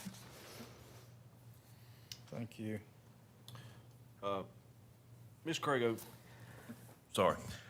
Please share your understanding of the role of the Social Services Board and its current activities. Okay, so my understanding is that I would give administrative oversight, supervising the director of social services, making decisions regarding the finances and human resources, and then general operations. Okay. All right. Please state why you want to serve on the Social Services Board. So one of my deepest convictions is that we should visit the widows and the fatherless in their affliction. And so I feel like maybe a story is helpful to kind of convey where I stand with that. So a story that came to mind is about 2 years ago, a woman that I had met through school, her world was closing in. Her husband had been convicted and he was now in jail, and she was the mother of 3 young kids, and life was getting really tough. And so she had reached out to me because her daughter was good friends with my daughter, and she needed money. And so I'd helped her a couple times, and then she called me in November and said, you know, I'm going to lose my home, I'm going to lose my car, and when that happens, I'm not going to be able to work anymore. And so I said, well, why don't you come over? Come over for dinner, and we'll talk about your budget and just see if you have it. And so she came over on a Thursday night, and we went through her budget, and she had it. She had what she needed to be able to make ends meet. And you know, we prayed and cried, and Sunday morning, that following Sunday, I got a phone call that she had overdosed. And it left 3 girls, you know, without dad because he was incarcerated. And then, you know, the series of events we were able to witness just how difficult it is, you know, for kids that have to survive that. So when I read that question, I just thought, you know, if I had the opportunity to be able to be an advocate and be able to help in those type of situations, that is, I feel like that is my, like my heart cry. So, Thank you. Do you currently maintain any personal, professional, or commercial relationships with county staff, program providers, or board members? yes, Jason Metter, we're friends through church. Are you acquainted with any of the current board members or members? You said, yes, Jason Meadows of county staff. No. Okay, thank you. Please share your thoughts on how you may contribute or what initiatives you would like to promote as our representative to the Social Services Board. So I think being able to help give people the tools and the opportunities they need to become more independent and successful. I come from a family that's very entrepreneurial, and I would love to be able to see people have agency. So encouraging people that they have what it takes to be able to make something of themselves. I think being able to help market ways that people can do it, you know, help them help themselves.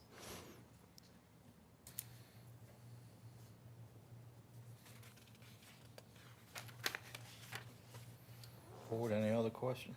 I do have one, just to follow up. This is probably one of the most important boards that we appoint people to, because as you said, it touches people's lives. And it is not always sunshine and roses. It's not always doing really good things that make people feel good. Sometimes it's just hard, and it is heart-wrenching. And so it's not, you don't have to respond. I just want to say that. I really appreciate that. I think that I have I've been able to experience those type of things in life, and I do understand a lot of the hardship. My oldest is blind, and that's been, you know, a great thing to experience. We've loved the county. You know, we've had just the best assistance and aid, but I do feel for you know, the most vulnerable. I think that those are the people, and I think that a county thrives when the most vulnerable are looked out for, and I think Amherst does a good job at that. Thank you.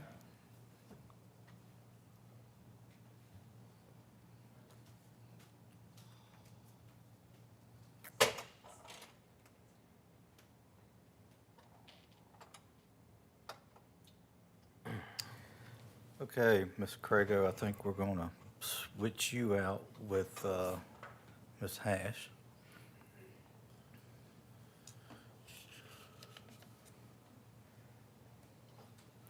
Hello, Ms. Hash, how are you? Fine, thank you. Thank you all. So we're just going to ask you a few questions, and I'll start. I made a few notes. All right.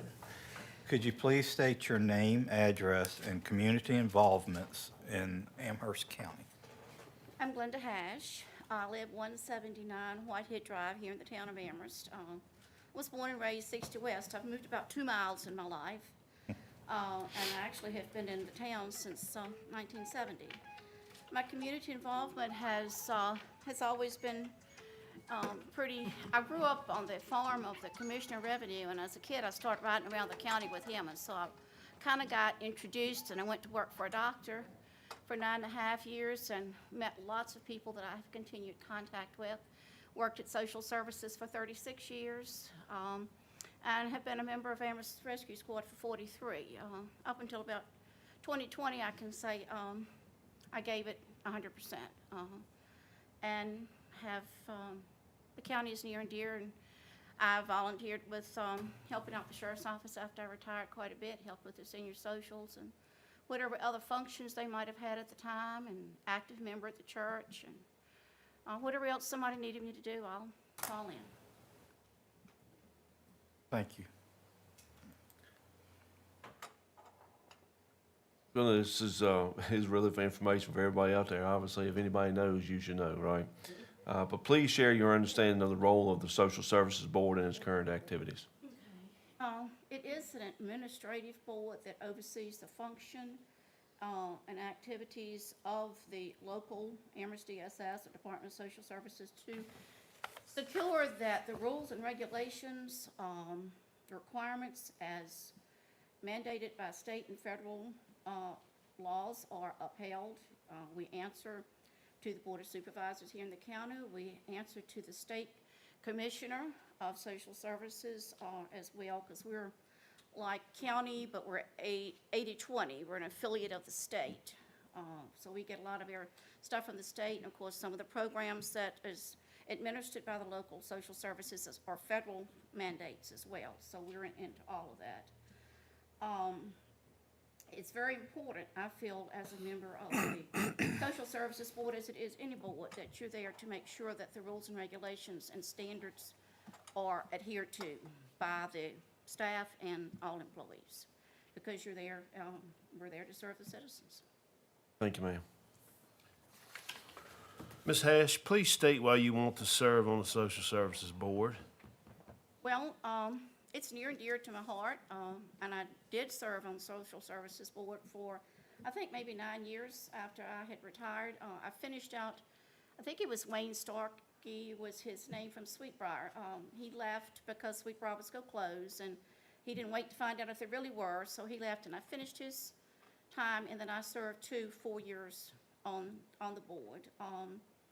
I think it's a good way to be able to serve your community, and I'm very much into trying to make sure that everything stays as it should be going, per rules and regs and accountability. And because if you don't run your system right, then your citizens don't get served.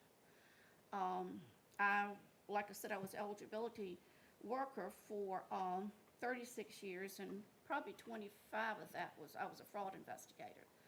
I'm one of those people that I'm going to kind of tell you like it is. We can agree to disagree, but then we'll be okay later. So if I see something that I don't think is going exactly right, I'm going to let you know.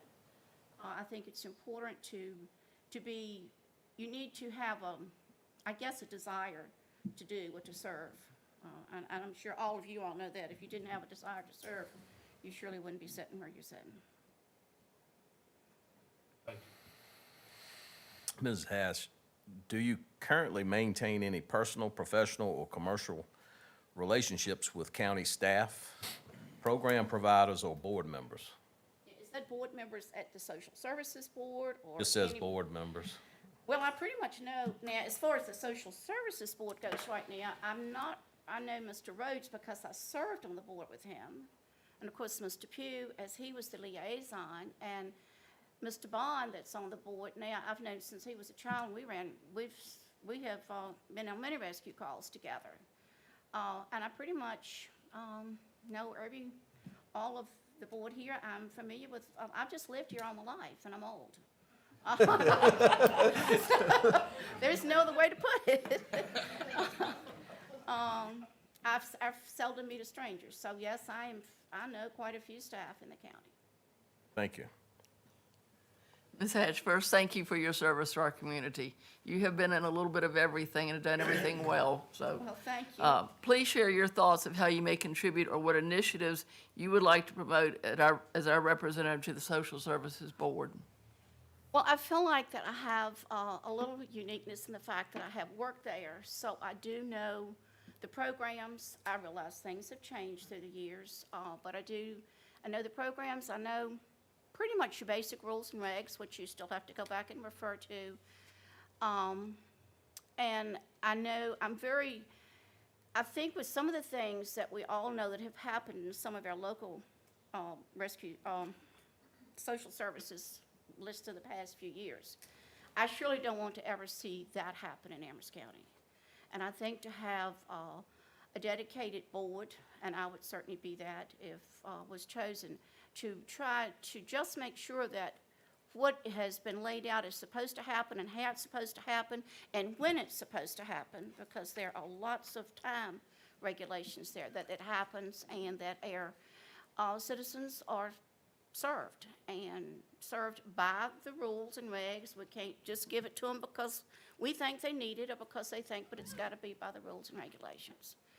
And to be upfront and forward. And as far as to be whatever new ideas that come forth or something comes, of course, the states always, I've heard that tonight, but They were famous for coming through with a regulation in August that was effective in July, and we had to figure out how to go back and make that, you know, change lots of things, and sometimes with payments and so forth. But you've got to, when complaints come in or applications come in, there's always a time frame. And if the board's not right there on top of it, but if we hear about it, problems or whatever, it's the board's problem and place to go in and see that that's done. And whatever might come in from the community as ideas or whatever that we might be able to change. We can't just change it locally, but maybe go state. Thank you. One follow-up. So how many years removed have you been from the Social Services Board? I retired March 31st of 2013, so I've been gone from the agency 13 years. But you were on the board. I was on the board through June of 2024. Okay. Okay. And you finished Wayne Stark's term what? I did. Okay, because So I served on the board with Wayne Stark. Okay. I want to say, I think I had 9 years between the 2 8 years of mine, and I think it was one, maybe it was a little over. I can't remember which month I started to fill out his, when he moved. All right, thank you so much.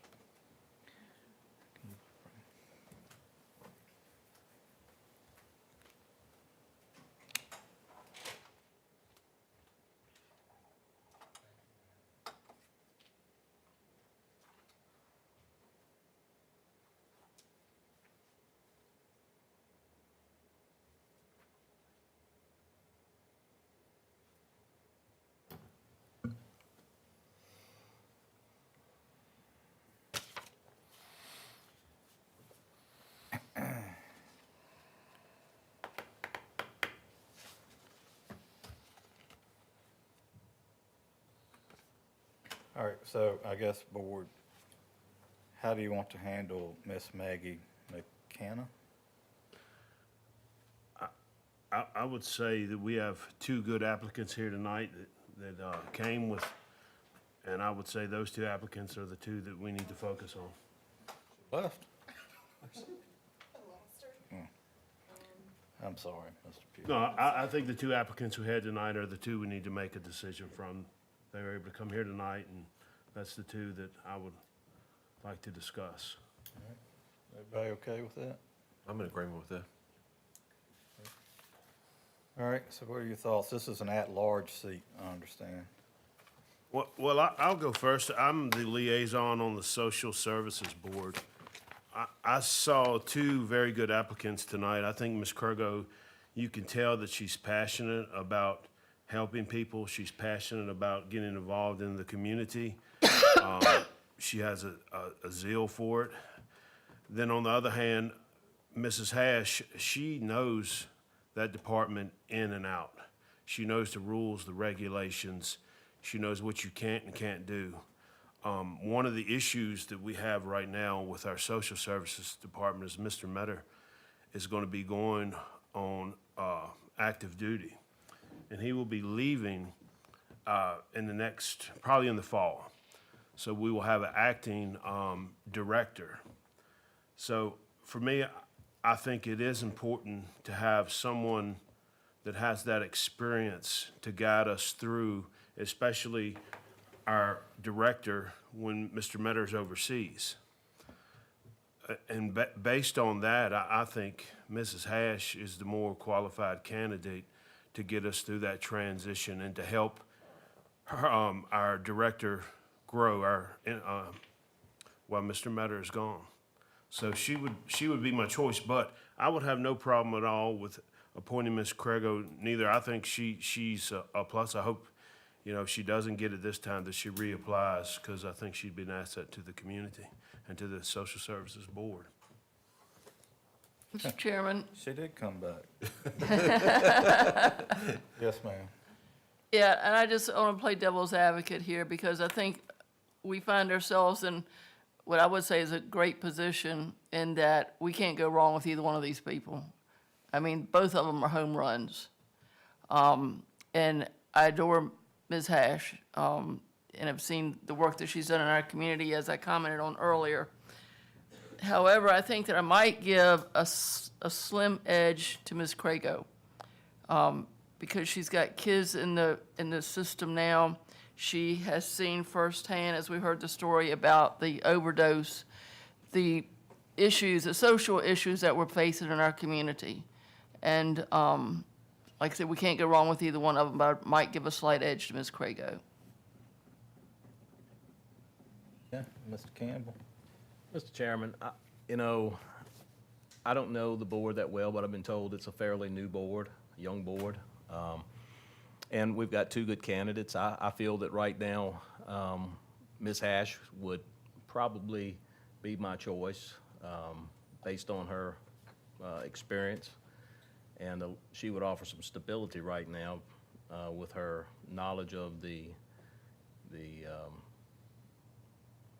board, and also the experience she brings from being a employee of social services. Any thoughts, Mr. Adams? Well, Ms. Tucker just said it initially, but I'm gonna reiterate again. And I say this every time we do an interview for a board or commission, and we have such great candidates, and we're faced with that. I mean, this is a blessing. It's not a curse by any means, but it makes it difficult when we have such great people that wanna dedicate their time to the county in these type of capacities. And again, man, the Social Services Board, I know from, when I left the fire service, I felt like 50 to 60% of my day was I was basically a social worker, every third shift. And it's this day and time compared to just 10 years ago, it is so demanding, it's so difficult. It is a very difficult position to be in. But this is obviously nothing personal, because I don't know Ms. Crago, but Ms. Hash I do know, and I know that she has kept me in line throughout the years in the rescue squad. And she said, I don't know if that still holds true or not as a funny, but she says she's ready to come as close to seeing Jesus with me as she has anybody else when we're going down Route 60 on a rescue squad. So, but anyway, I do know her capabilities. She knows I know she knows the social services very well. So I would have to agree with Mr. Campbell that I would have to lean toward Ms. Ash right now. Yeah, I think even after today, this happens to be one of the least favorite things I do on this board, is to have to choose among candidates. I think both of you are very qualified. I could support either one of you. I think in the past we have actually been trying to appoint some new people to kind of get them involved in the county. Nothing from you, Ms. Hash. I mean, you've been around for a long time and done a lot of good, right? And I respect you a great. That's not a. I mean, you said you were old. I mean, but I mean, my family, myself, everything. I mean, you're just one of those people I've always looked up to. So I could go either way, but I just think in the past we've been trying to get other people involved in the county. But I wish we could appoint everybody. So, board, is there a motion? Yeah, I'll echo that. You were out of the room, but I thought we had two great candidates, and I could support you, any other time. But I think Ms. Hash is who we need at this point with our director stepping out and going overseas. We need someone in there that, not that you couldn't learn, and you will learn, but she knows the regulations, the rules, and we've got a new assistant director taking over at the helm, and I would like to make a motion, we appoint Ms. Glenda Hash. All right, board, is there any discussion? All right, all those in favor of appointing Mr. Hash to the Social Services Board for a term expiring June 30th, 2030, please signify by saying aye. Aye. I vote aye. Congratulations. Ms. Crago, thank you so much. Ms. Crago, please, please, please apply again. And just for clarification, I sit behind you in church. I mean, I'm chopped liver, I guess. All right. Mr. Bryan, do we know the terms of the remaining board members? I'm not trying to put you on the spot, but. We do have a list, and Ms. Freeman said she can pull them up if you give us a second. Is there any more at large on that board? Mr. Bond would probably be the next, not Bond, Mr. Rhodes would probably be the next one up. He lives in the town of Amherst. Ms. Crago, please reapply. Thank you so much. It sure was. All right. Moving on to Central Virginia Community College Board vacancy. Mr. Bryan. June of 2027 is the next one. I'm sorry, that was for the. Okay. Okay. Thank you. Thank you. Okay, yes, sir. The term of Wayne Patton, the at-large representative on the Central Virginia Community College Board, expired on June the 30th, 2026. Staff advertised that vacancy on social media. The closing date was June the 26th, 2026. Staff received letters of interest and resumes from Wayne Patton and Brenton Stinson. Both of the candidates are here tonight. Their credentials are included in your packet, as well as the interview questions. So the board, we've informed the folks that the board will be conducting interviews with each candidate tonight. Okay. Mr. Stinson, if you don't mind leaving the room, we'll interview Mr. Patton first.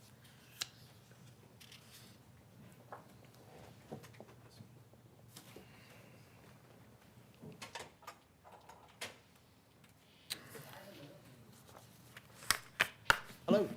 Hello, how are you? Good, good. Just did this in January, but it was an open seat, so I get it, I get it. So could you please tell us about yourself and what experience or background you would bring to the CVCC board? Sure. I've got 25 years' experience in higher education administration. It's kind of run the gamut across the spectrum of services. A lot of the things we deal with at CVCC, for example, like marketing and enrollment. How do we get students to campus from, the footprint of Central Virginia? So marketing enrollment background in higher education, content and program development, and then really my passion is academic operations, all the things we do to keep students successful at a college. So I was at Liberty University for 15 years, kind of helped build that online machine there. Left in 2016, started a company called Magellan Learning Solutions. We are downtown at the Bank of the James building and kind of do the same thing. We help colleges across the country recruit students.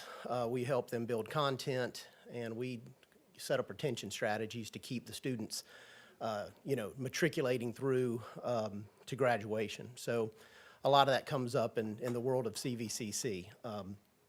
And then since I've been on the board, I was named vice chair in April, and then have been invited, should this work out tonight, to the VCCS Chancellor's Conference in Roanoke the first week of August, where chairs and vice chairs, university presidents, the chancellor, and the state board will be meeting to kind of brainstorm the next several years of what success looks like in VCCS. Thank you. Mr. Patton, please share your understanding, which you kind of just did, but anything else you want to elaborate on, your understanding of the role of the CVCC board? Well, as President Capps explained it to me when I took the post, it's really twofold. It's to serve the citizens and students of Amherst County, to make sure that the opportunities of the college are known to the community here, and that it's done with excellence. I think CVCC is doing a good job on that second part.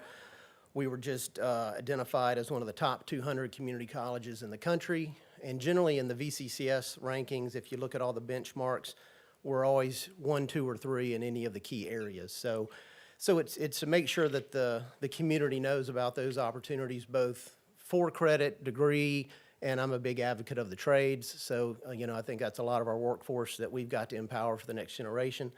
And then it's to serve, the CVCC side of it, is to make sure that I'm there and accountable to helping them on things like budget, on curriculum, on different programs and really just overall operations. So twofold, serve the community here and to help the campus run well.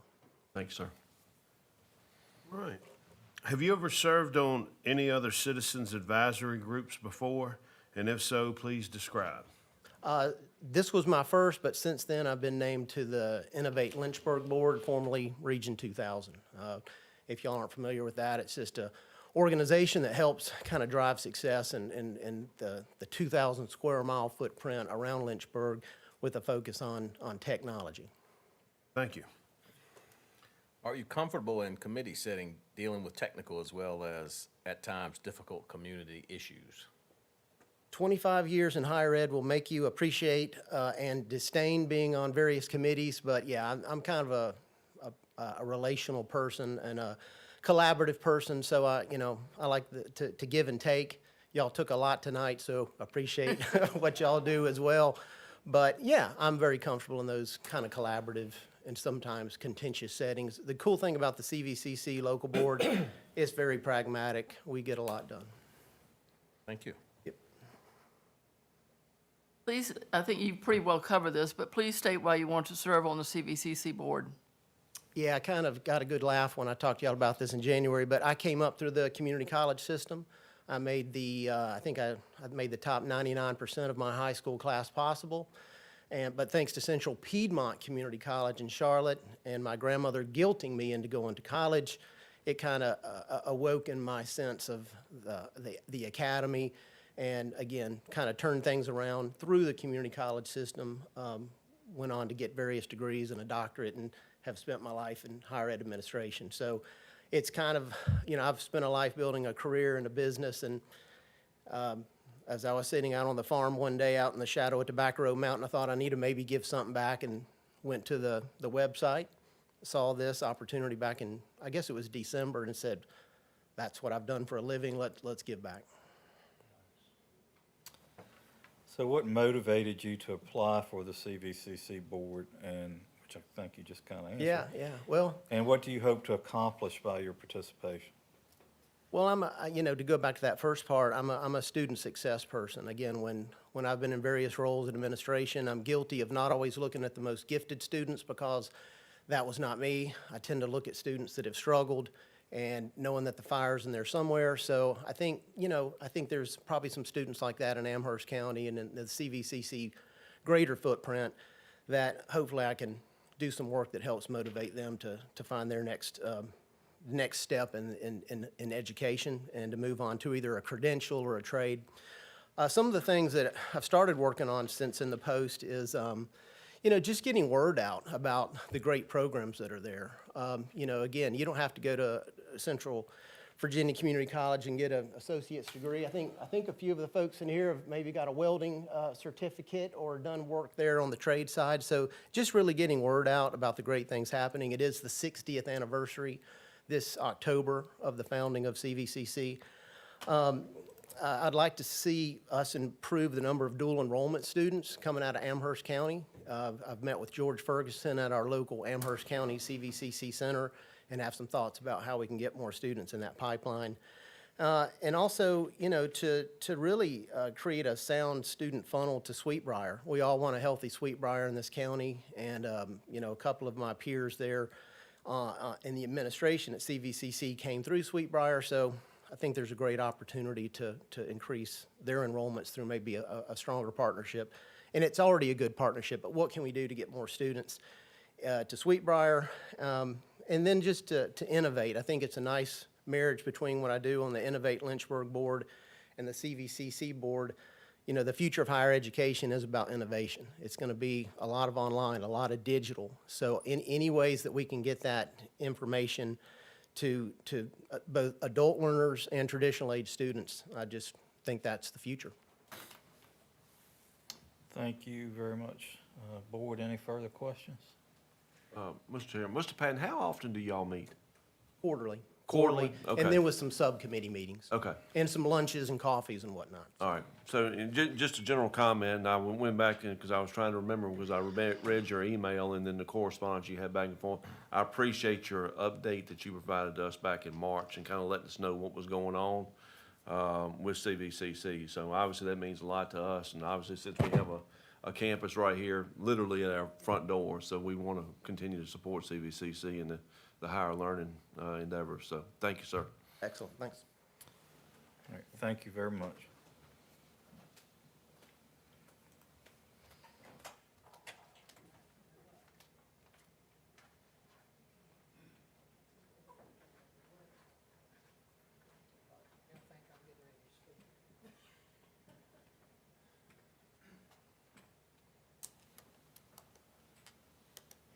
Hello, Mr. Simpson, how are you? All right. So we just have a series of questions for you. Yes, sir. First, could you tell us about yourself and what experience or background you would bring to the CVCC? Sure. I'm a married father of one. My priority has always been family first. That's where I start. I'm a retired educator. I spent 16 years in the classroom, 14 as an administrator. I've also taught adjunct on the college level at Mercer University a couple of semesters. I published an article in the International Journal of Special Education in 2006.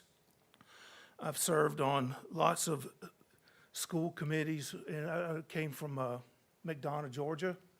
We've been here for 3 years. We built a house out on Monica Park Road.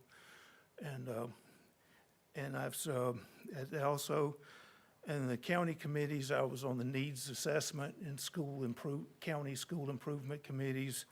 I've also served on committees that did disciplinary procedures, as well as I've been a school level 504 chair and a special education administrator. So I've served on a lot of ways. I attended a community college as an undergraduate for a year, and after I retired, I attended a community college and got my CDL. So I've been on it from both ends of the spectrum, from the academic end as well as the career tech end. And also, part of the time I was an administrator, we shared a campus with our technical, we call it a career tech institute, where students were bussed in from all the other 9 high schools where they took career tech classes that would allow them to be certified in various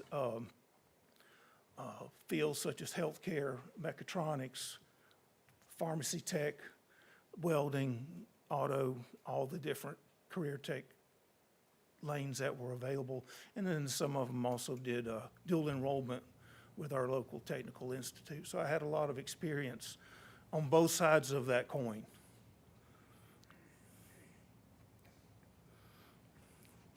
Mr. Stinson, please share your understanding of the role of the CVCC board. From my understanding and the research I was able to do online, the board advises the college administration in program development that serve the needs of students, as business and the industry as Amherst County, as well as concerns the community, promoting academic and career programs that need to meet needs of the students in Amherst County. In other words, we'd be consulting with the Chamber of Commerce, school system, local community to see what programs are needed, which ones are the most critical need areas for the county, and try to set up those programs and get our students involved in those programs so that they can best serve our needs and stay home and not have to go to other places to get good jobs. Thank you, sir.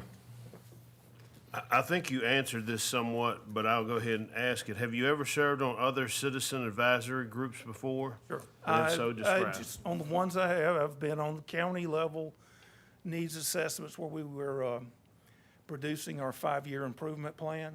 So we would take information from the community stakeholders, from business stakeholders, from our own school people stakeholders and parents, and put all that information into a great big database, and then from there, we formulated goals for our school system that we could meet our community needs.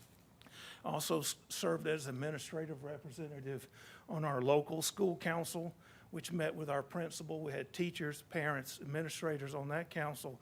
And then from there, we came up with solutions for dress code and the mundane things that drive administrators crazy. There's nothing more difficult than dealing with dress code.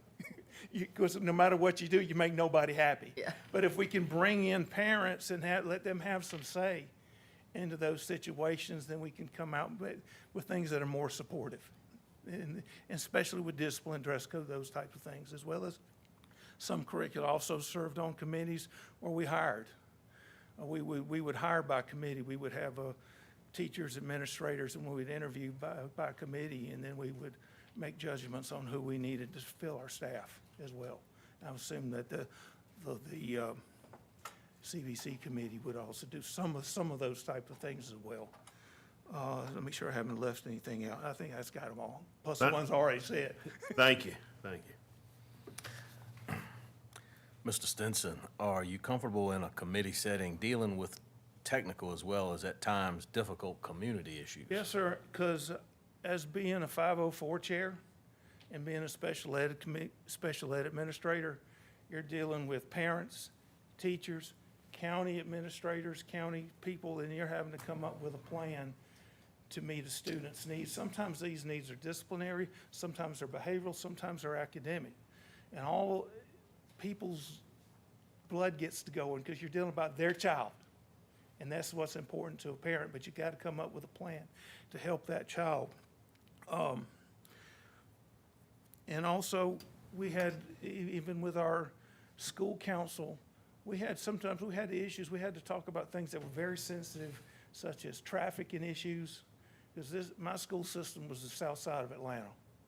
It was a predominantly minority school in suburbia. It wasn't Atlanta, but it was Henry County, south side of Atlanta, metro area. So we had all the issues that would come with any large high school where you had these things go on, because the school is nothing but a microcosm of your community. You have the same characteristics that are in the neighborhood are also in your school, and you have to be able to work around with the parents and try to ways to prevent bad things from happening to their kids. And you know, you have, as administrators, sometimes you have to have some hard conversations with parents about what their child is doing that they really didn't think that what their child was doing. And sometimes those are some serious issues, and you have to use some tact. And you have to, sometimes I'd bring a counselor in with me. If it was really sticky, I'd bring another opposite sex administrator in with me, because those things you have to be very careful in how you deal with those things. So, yes, and then with the county issues, with the big needs assessment, those were very technical, a lot of issues when we're talking about how to meet the needs of a school system of 43,000 students, of various and sundry ethnic makeups, where some schools were higher on one end, lower on another, and then you have to make all that G and H so it can work together to make the whole system successful. Thank you.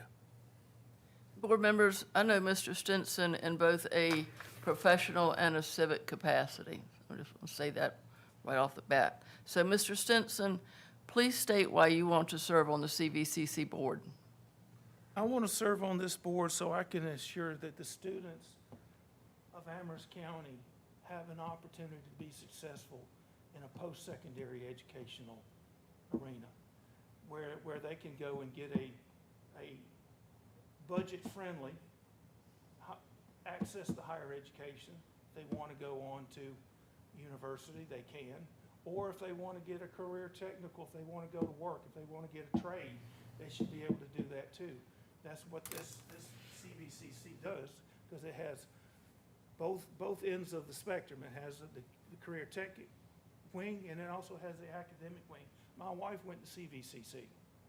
She's from Madison Heights. That's why we're back here. This is her hometown. She went to Amherst High. So she's a local product.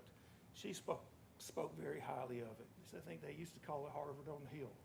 I thought that was rather humorous. Yeah.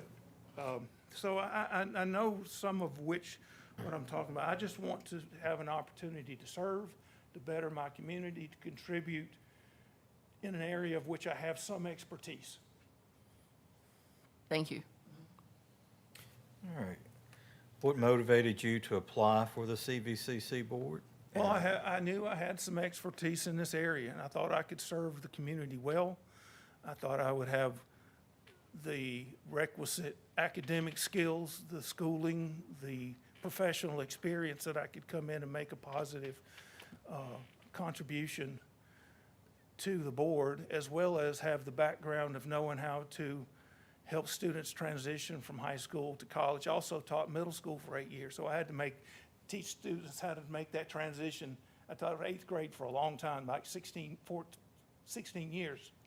So I was constantly trying to transition students from middle school to high school. Then I got an opportunity for 14 years to transition students from high school to higher education of whatever flavor they chose, whether it be military or university or community college or technical college. So I've had a lot of experience in that area, and I know a lot of what works for kids. All right, just to be fair, so you got all the question is, and what do you hope to accomplish by your participation? I think you answered it. Well, I want to better my community. I want to give these students here the chances that I had. I was lucky I had parents who were educators. A lot of people don't. They have to get it from somewhere else. As an educator, you're a surrogate parent half the time anyway.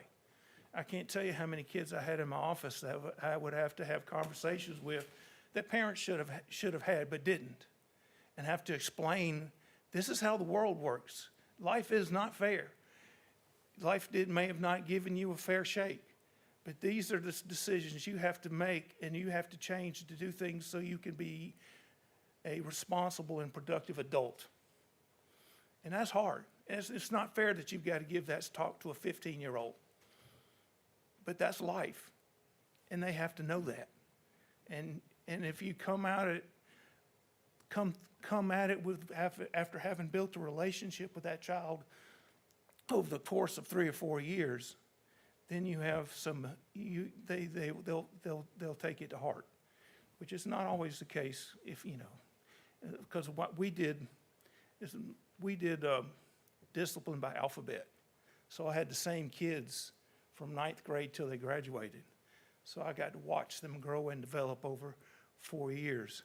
And through that amount of time, I may have been one of the hardest disciplinarians, but they knew I was fair.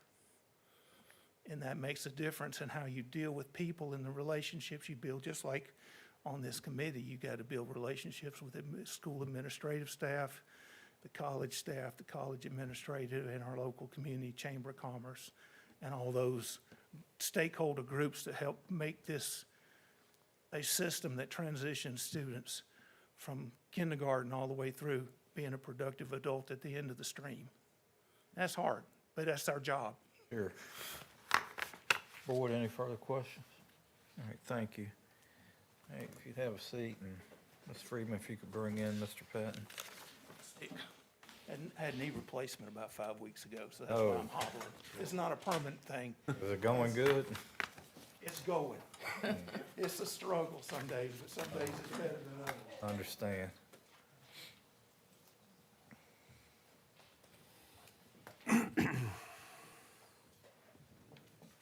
Okay, board, this is another at-large seat. Two very good candidates. What's your thoughts?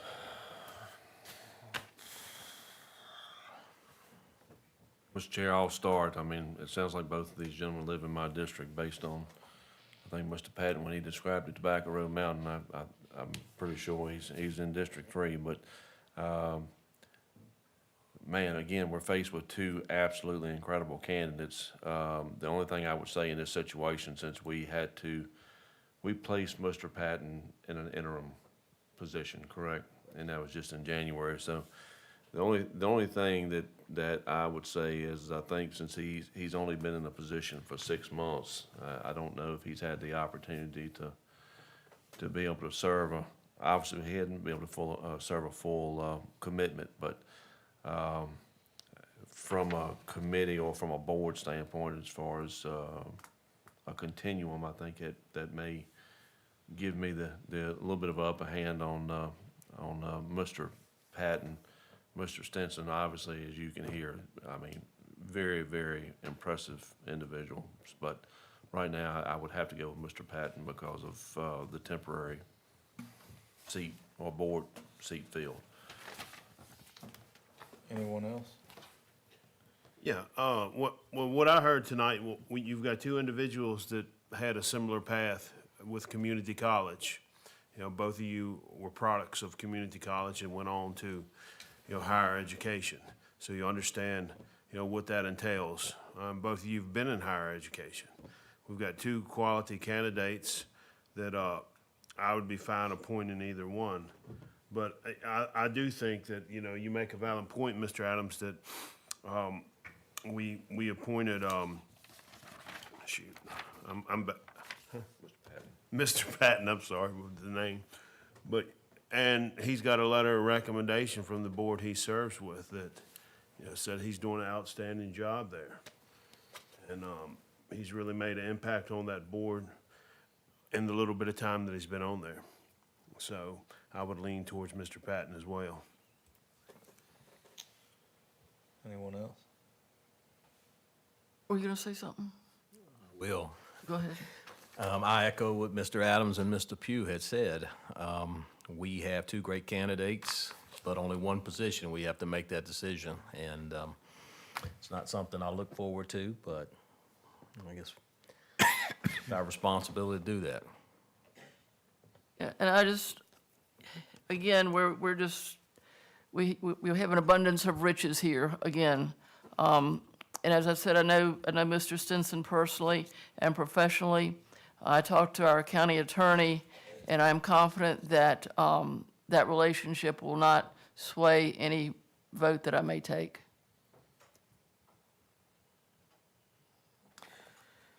I agree. Two very qualified candidates. I think the fact that Mr. Patton has been doing it for the past several months,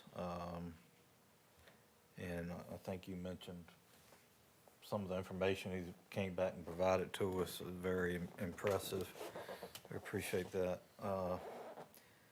So, board, is there a motion? Mr. Chair, I'll go ahead and make a motion that we reappoint Mr. Patton back to the CVCC board for the next term that, do I need to give I'm trying to get back to the motion here.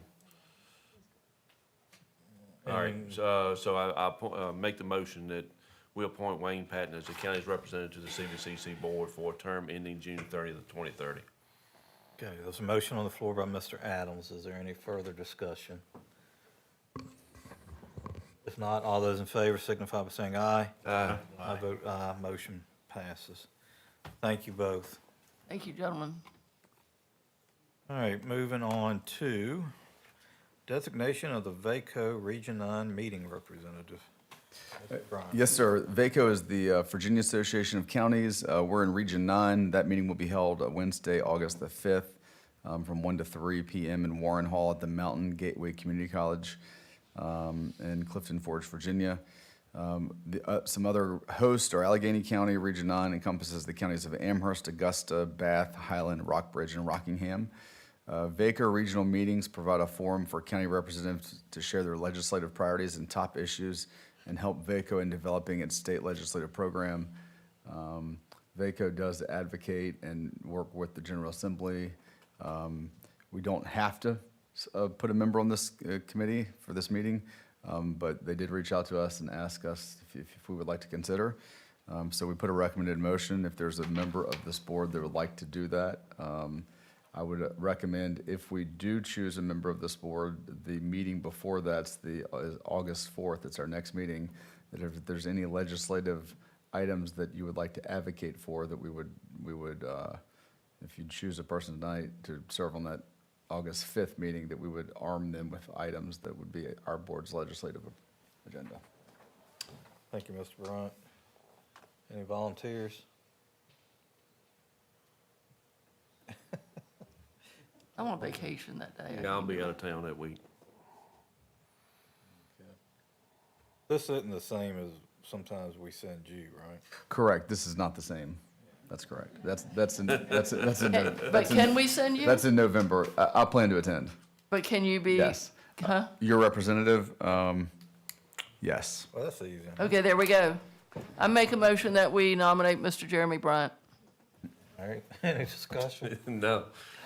How's that for a railroad, bro? All right, all those in favor signify by saying aye. Aye. I vote aye. Thank you so much for volunteering, Jeremy. All right, Voluntold. so moving on. County Attorney's Report. Mr. Chairman, there's only one thing that I wanted to bring to the board's attention.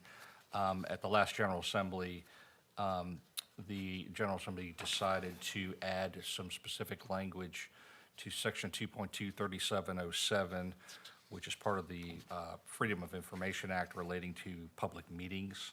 And this is just for y'all's knowledge going forward. I know there's been kind of a tradition sometimes to call maybe at the last minute to have something added to the agenda after it's been published. But the new language now prohibits boards from taking final action on anything added to the agenda after your meeting has commenced.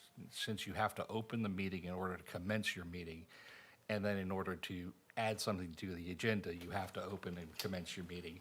That means that the further restriction that you cannot take any final action on that unless the item is time sensitive or is a matter of closed meeting. So I just wanted to bring that to your attention. So if you do want to bring something up after the agenda has been published, just understand that you're probably going to have to hold off on any final action on that until the following meeting, unless it's time sensitive. So just keep that in mind going forward. Okay. So, like not that I want to bring this back up, but like we were going to possibly vote on changing the way we do our consent agenda, we shouldn't have done. Well, that was not actually adding anything to the agenda. It was all part of a discussion that you were having as part of an item that was already on the agenda. So that's not necessarily, I wouldn't consider it to be anything that would have been controversial, because it is solely, just cleaning up administratively what your bylaws say. Goodness, we were actually mean to each other over that. Anyway. It was fun from this end. Yeah. All right. Any questions for Mr. Popovich? All right. Moving over to liaison and committee reports. First is the Parks and Recreation and Cultural Community Development Board. That would be me. There are many summer camps going on in July in conjunction with Amherst County High School, their coaching staff, cheerleading, football, and soccer camps. Fall program registrations are open for girls' youth volleyball, youth soccer, adaptive soccer, and youth basketball. Several events upcoming. Christmas in July, the Amherst Art Society art sale is on July 11th. Well, that has passed. Day in the Park at Mill Creek on July 25th. And then there is a senior social on August the 18th. So that is an update on Parks and Rec. We appreciate all that staff does for the county. Mr. Adams, Planning Commission. Yeah, so the planning commission meeting last Thursday night, and several things were on the public hearing. As far as I recall, because it was another late night, everything got moved forward to the board for the first reading in August. Probably the main ones to note are the ones that we sent to the planning commission, which were the vape shops, which they also include medical cannabis into that, and then also the data center ordinance. So all of those will be coming to us for the first read in August. And then Mr. Creasy also, so the General Assembly has pushed something else on us to deal with manufactured homes, where we have little no control over where these are placed. So that will be coming before us as well. I'm not sure the time frame on that. You may know, Mr. Bryant. Will that be to us in August as well? First meeting in August? I'm not sure. It depends on the planning commission. Okay, and I'm gonna be honest with you, I can't remember what the outcome of that was. I know the biggest topic of discussion with the manufactured home was the the scenic byway on 130 with the overlay district, and how it can be controlled on 130. So, anyway, they were the biggest points of discussion, and where they took action last Thursday night. That's it. All right, thank you. Okay, we are back to citizen comment. Is there anyone that would like to address the board?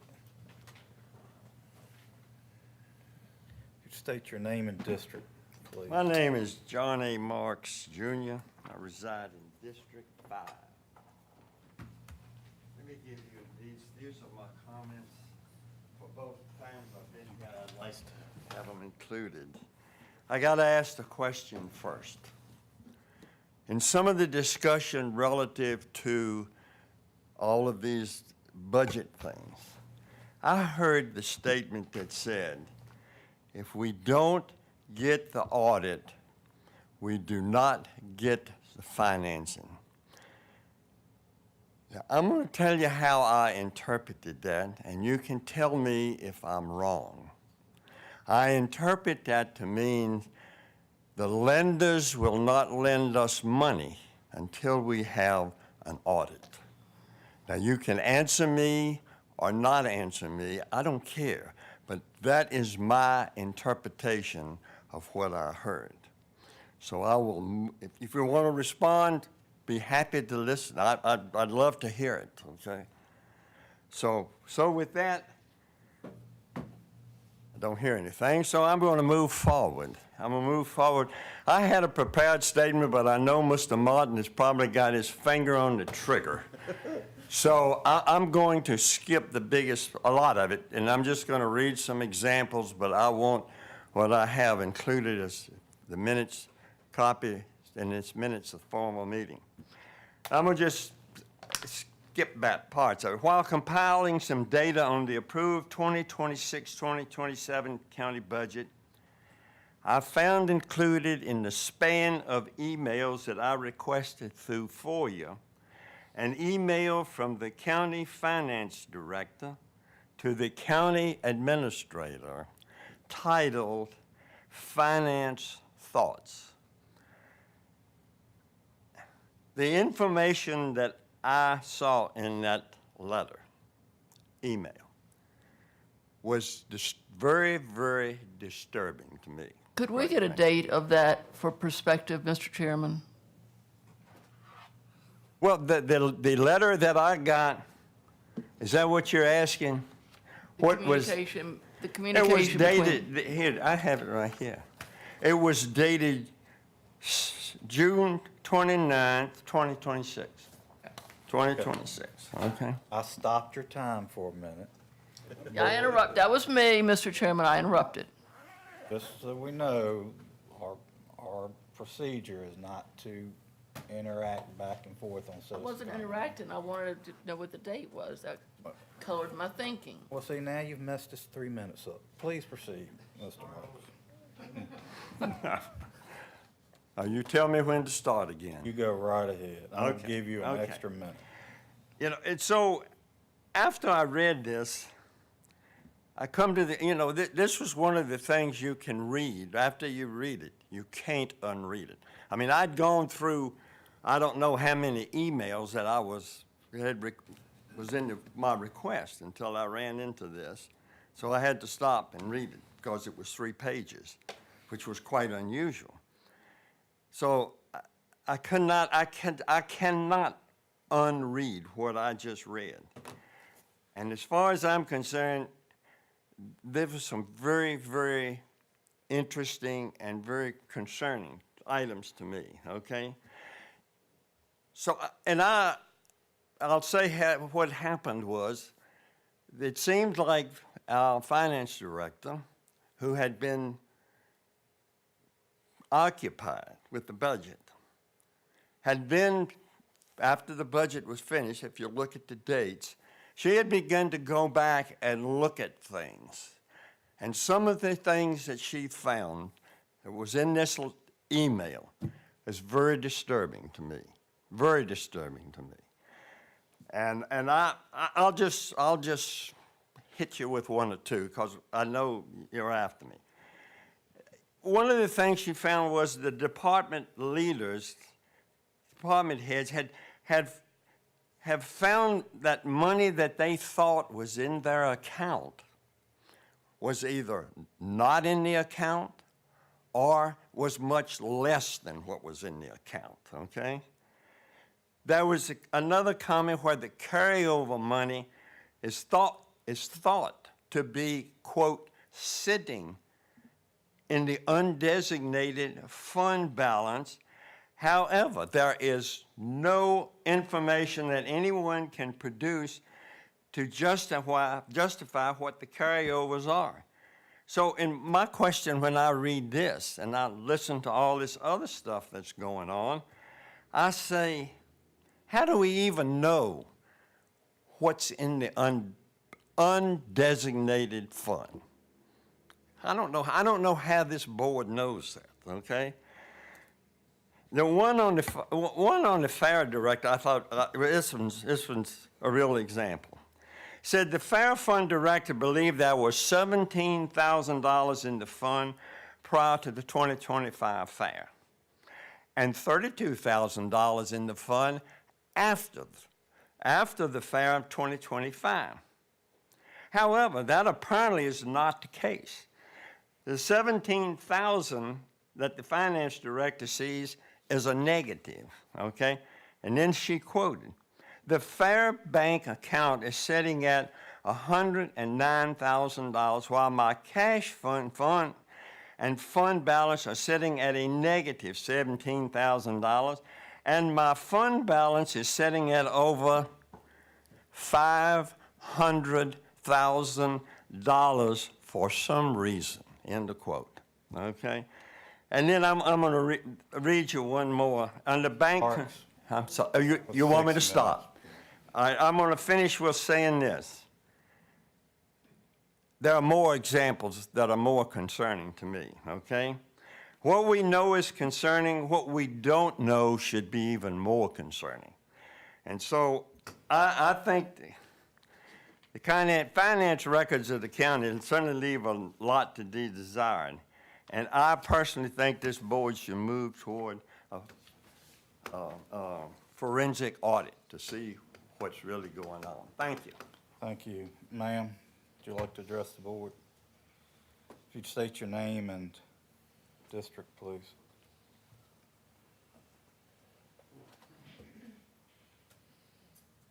Hi, I'm Toby Thurston from District 1.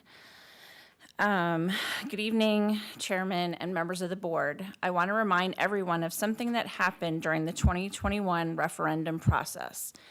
At the September 7th, 2021 Board of Supervisors meeting, Mr. Pugh stated that the board had made the decision to remain neutral and not use its position to persuade citizens on the question of whether Rosie's should be allowed in Amherst County. However, after a work session, a resolution was drafted and presented that evening. During the discussion, Mr. Pugh again expressed concerns about the board using its position to advocate for one side. Other members spoke in favor of Rosie's and its perceived benefits, and a motion was ultimately made to adopt a resolution publicly supporting the project. I'm not here tonight to debate what happened 5 years ago. I'm here to ask that we learn from it. Yes, we live in a democracy. People are free to change their minds. Businesses have the right to seek another opportunity. Elections can be revisited. But the role of this board is different.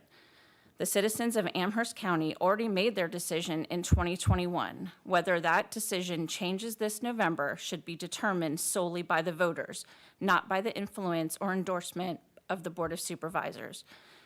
I respectfully ask each of you to remain neutral throughout this referendum process. Allow the public to weigh the facts, have honest discussions with one another, and cast their ballots without feeling that their elected officials have already chosen a side. No matter how anyone intends to vote, I believe we should all agree that the integrity of the process matters. The board's responsibility is to serve all of Amherst County, regardless of how each citizen votes. Please respect the voters, respect the process, and allow the people of Amherst County to make the decision for themselves. Thank you. Thank you, ma'am. Is there anyone else that would like to address the board? Mr. Laverty.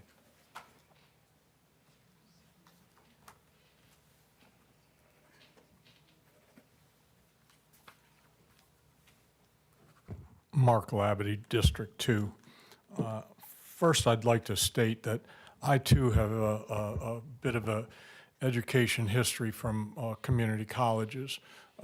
I attended Pasco Hernando Community College in Florida, and I had the most unbelievably excellent teacher there that taught me so much about physics, just a myriad of things associated with general contracting. And through his expertise and my ability to retain knowledge that he provided to me, I aced my state exam for my Class A license in Florida, and therefore the Commonwealth of Virginia gave me my license. I didn't have to take an exam here for that reason.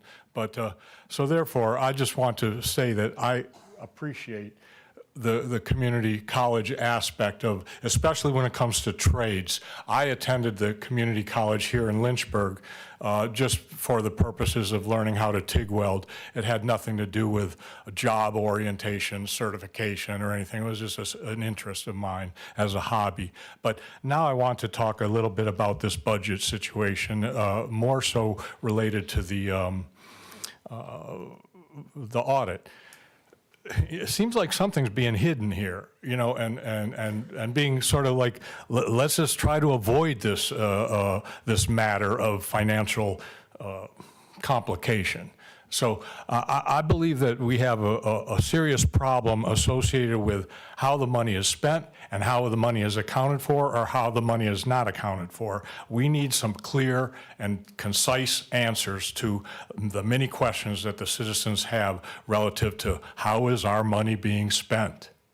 And then another thing is, it was talked about the flock camera situation. I did a FOIA request on flock cameras from Sheriff Ayers, and he provided me some data here. And it states that there's 4 flock cameras. I guess I made a mistake. I should have asked for, in my FOIA request, all surveillance cameras that are in location here in Amherst, because I went on a couple websites today to research the cameras that are in Amherst, and it's far exceeds 4 from flock cameras. So I'm going to have to revisit this FOIA request to find out exactly how much we're being surveilled. And we all know that the surveillance of these cameras are directly associated with these data centers. It's all about surveillance, not about anything else. Thank you. Thank you, sir. Is there anyone else that would like to address the board? Yes, sir, if you come forward. Before you start my time, let me just say that Mr. Adams' comment to Mrs. Hash indicates to me we have something in common. Steve Walthall, District 4. First, let me thank you, Mr. Martin, for your, I believe I understood you to say earlier that you did want to take a look at Mr. Creasy's original draft, and I appreciate you taking a look at that. I want to talk about the budget too, but a little bit different. From a supply side, I can understand after listening to y'all talk about the budget tonight how tempting it would be to listen to somebody come in and make offers of what we can bring to your county, how much money we can provide in tax revenue. I can understand that. But it gets really complicated. You know, sometimes promises aren't kept. And some of the research that we've done, some of the research that some of the people who are opposed to data centers have done are finding out that a lot of these promises aren't kept.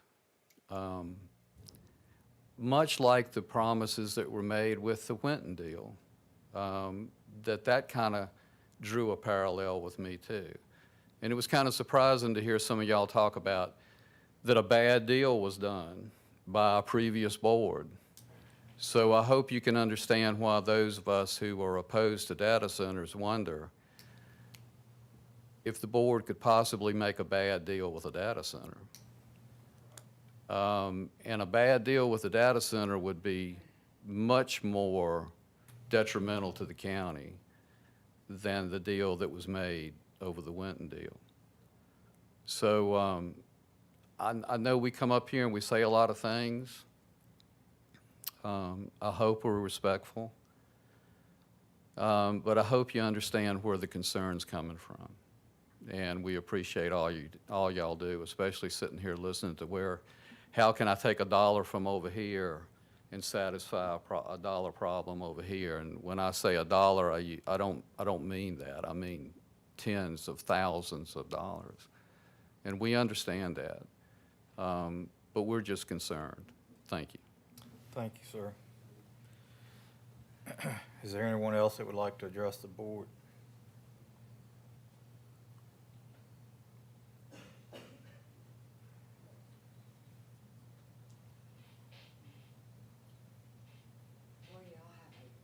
A really tough job. State your name and district again, please. I want to add on to that and just state once again, I told you, State your name and district. Charlie Tisver, Monroe. Thank you. Thank you. Are you mine? Yes, ma'am. Okay, just want to make sure, because it's never really clear to me. You know, with these data centers, you know, once again, the pitch is always there for the benefits. And the pitch, you'll never see the opposition. I haven't seen it, y'all bring up any. I haven't seen our economic development or our planning committee bring any oppositional discussions about it. You know, the professionals, and that may be due to your non-disclosures. You know, I don't know that you're even required or allowed to bring in an oppositional professional opinion other than the people that just don't want it. But I also see that as a play in the budget and what's going on with the states as well as what was mentioned as well. And I want you to see that these things are being pushed through, and they've been pushed through, and they've been manipulated. And I want you to see that there's part of that game, and that you see that what's happened in early development with data centers is once again the same thing that's playing out here, which those promises have not been made. It's not even regulated. There's no regulations. Nobody has shown me any regulations. I mean, they just nearly closed down our entire power grid in July. That's serious for a system that's not regulated. And you want it in our backyard and you want us to trust. It's really hard. And I really, really empathize with you guys. But you got to know who you're in bed with. And you need to get your other committees in line with that. I understand it's desperate. But if we lose it all, you're not going to end up doing the things. All these citizens are going to be homeschooling because everything's going to go. I mean, it's that kind of a thing. I feel for the businesses that are going to be dependent on every upgrade because of some attack.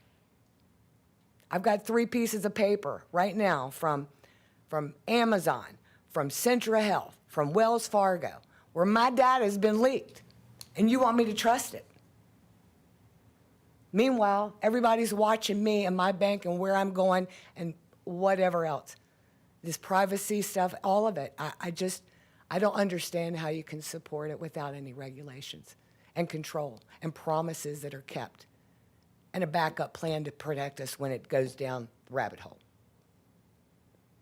It's not going to affect just citizens. It's going to affect everybody. And it's happening widespread. Thank you. Thank you, ma'am. Is there anyone else that would like to address the board? Yes, ma'am.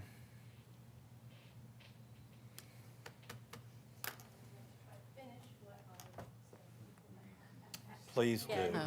My name is Stacy Terciella, and I'm in District 4. I just want this on record.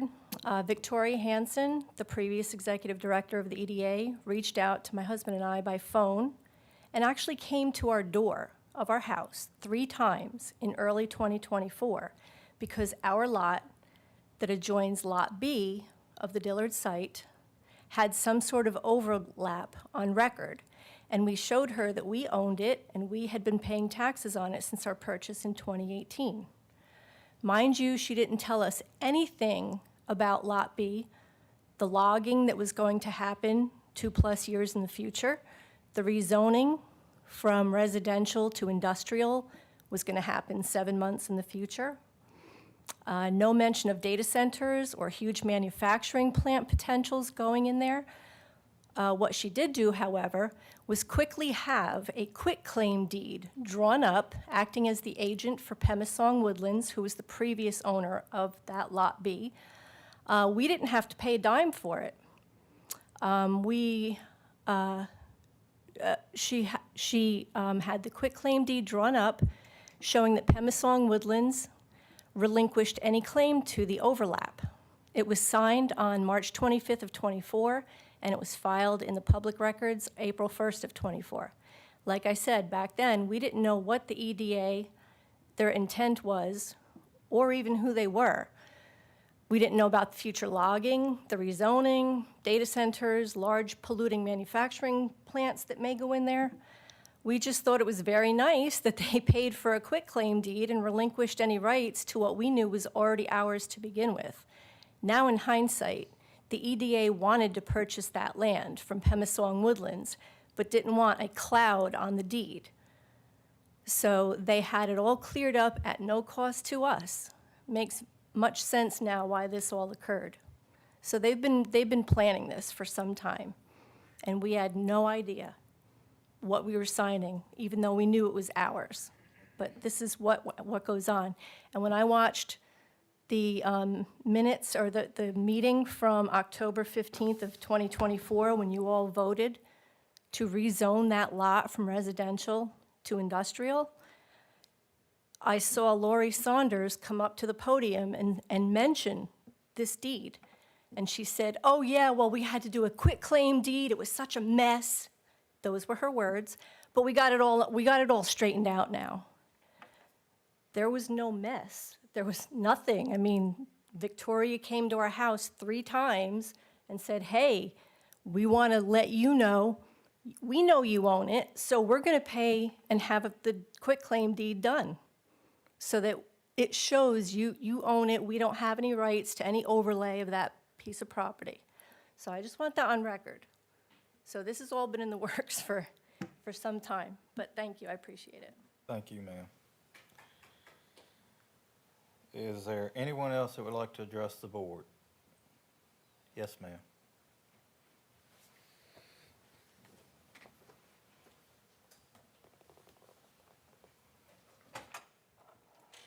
You would state your name and district. Lisa Jonas, District 4.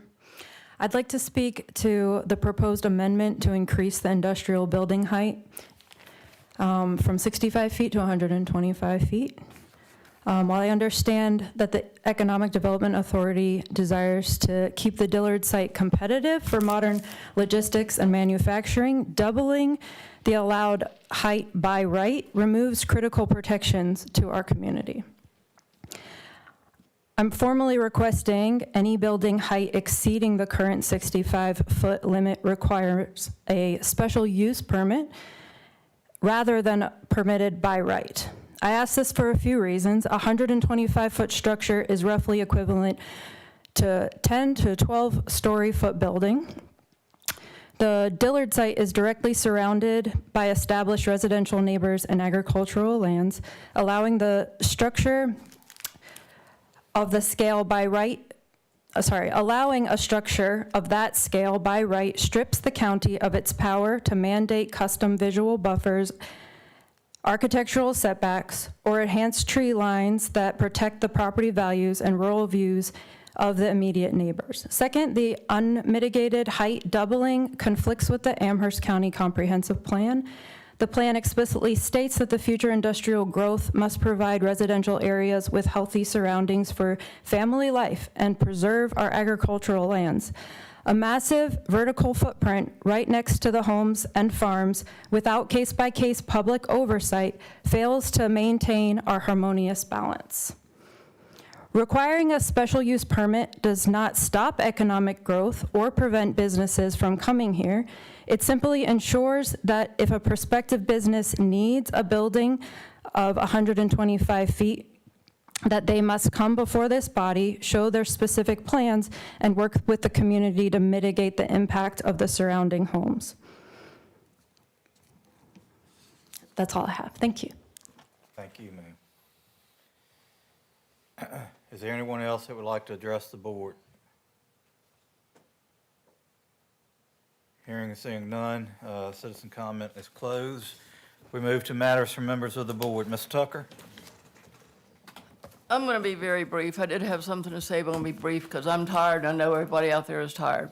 So a lot of people have been very personal about the data centers, and I get it. You're passionate, and I do get it. But, and I'm a big girl, and so I really, truly do not take any of this personally. And I understand how you can say. That's the problem, you don't take it personal. Mr. Labberty, I did not interrupt you. I asked for the same consideration. Now, as I was getting ready to say, I have spent the last 16 years serving this community in all kinds of different ways, many of which many of you don't even know. So I give my money to this community, I give my time to this community, and I do take it personally. That part I do take personally. And Mr. Labberty, you know, we'll agree to disagree. Mr. Campbell. Mr. Campbell? Yes, Mr. Chairman, I have a couple things. I'm going to muster up enough strength to get through this. 15.2-1201.2, discount for early payment of taxes. Is it possible that in the future, we could see this on an agenda for discussion? Please. It's going to be on the first meeting in August. Thank you. Yeah, we already have it on the draft agenda. Okay. Yeah. Second thing, it came to my attention last week that a property known as the Gateway Project is being sold. It's up for sale, and I was told that the brokering agent, if you will, is our own EDA. So I'm wondering what it takes in this county to have the EDA bring prospective buyers to your property, because I own a property about 400 yards up from that. I have water and sewer, and the county doesn't have to pay anything. I don't think that it is probably ethical to pick out citizens of this county and deliver a windfall on the county's dime. The EDA has an industrial park with an empty building. It's been sitting.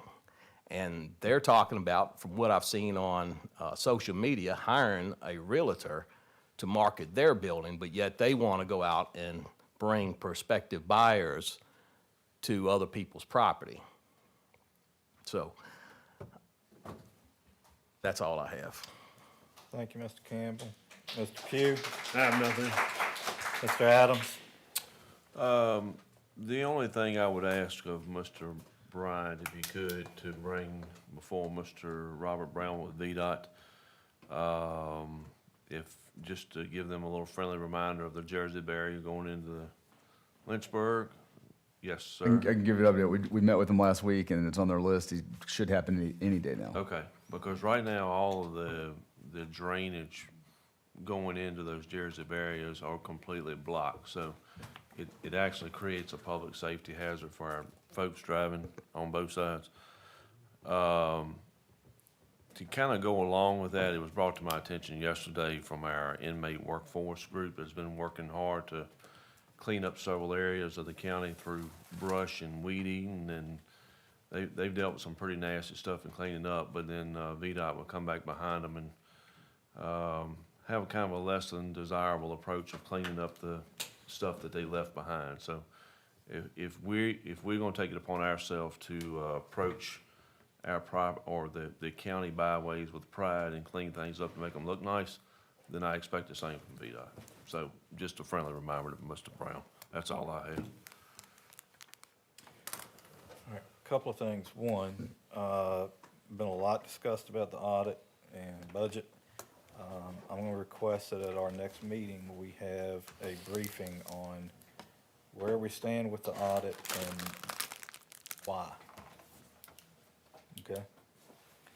And the other thing for my fellow board members, there was a request that came to Mr. Bryant through Mr. Wade. In previous years, the board has donated to the Dixie teams going to the World Series. How many teams are going this year? 2. Do you remember what we did in the past? $2,500 per team. $500 per team. So I'm just, when did they go? I actually talked to Ronnie Adams today from Madison Knights Dixie Youth. I believe I understood that one recently went and one is getting ready to go. They've already gone. One has, I understood. So I'm not sure what we can do with that right now, not much of anything, but if you want to put it on the next agenda, that's fine. Yes, sir. Okay, that's it. Thank you for all of you guys that hung in there with us. We appreciate it. Is there a motion to adjourn? So moved. All right, all those in favor signify by saying aye. Aye. Stand adjourned.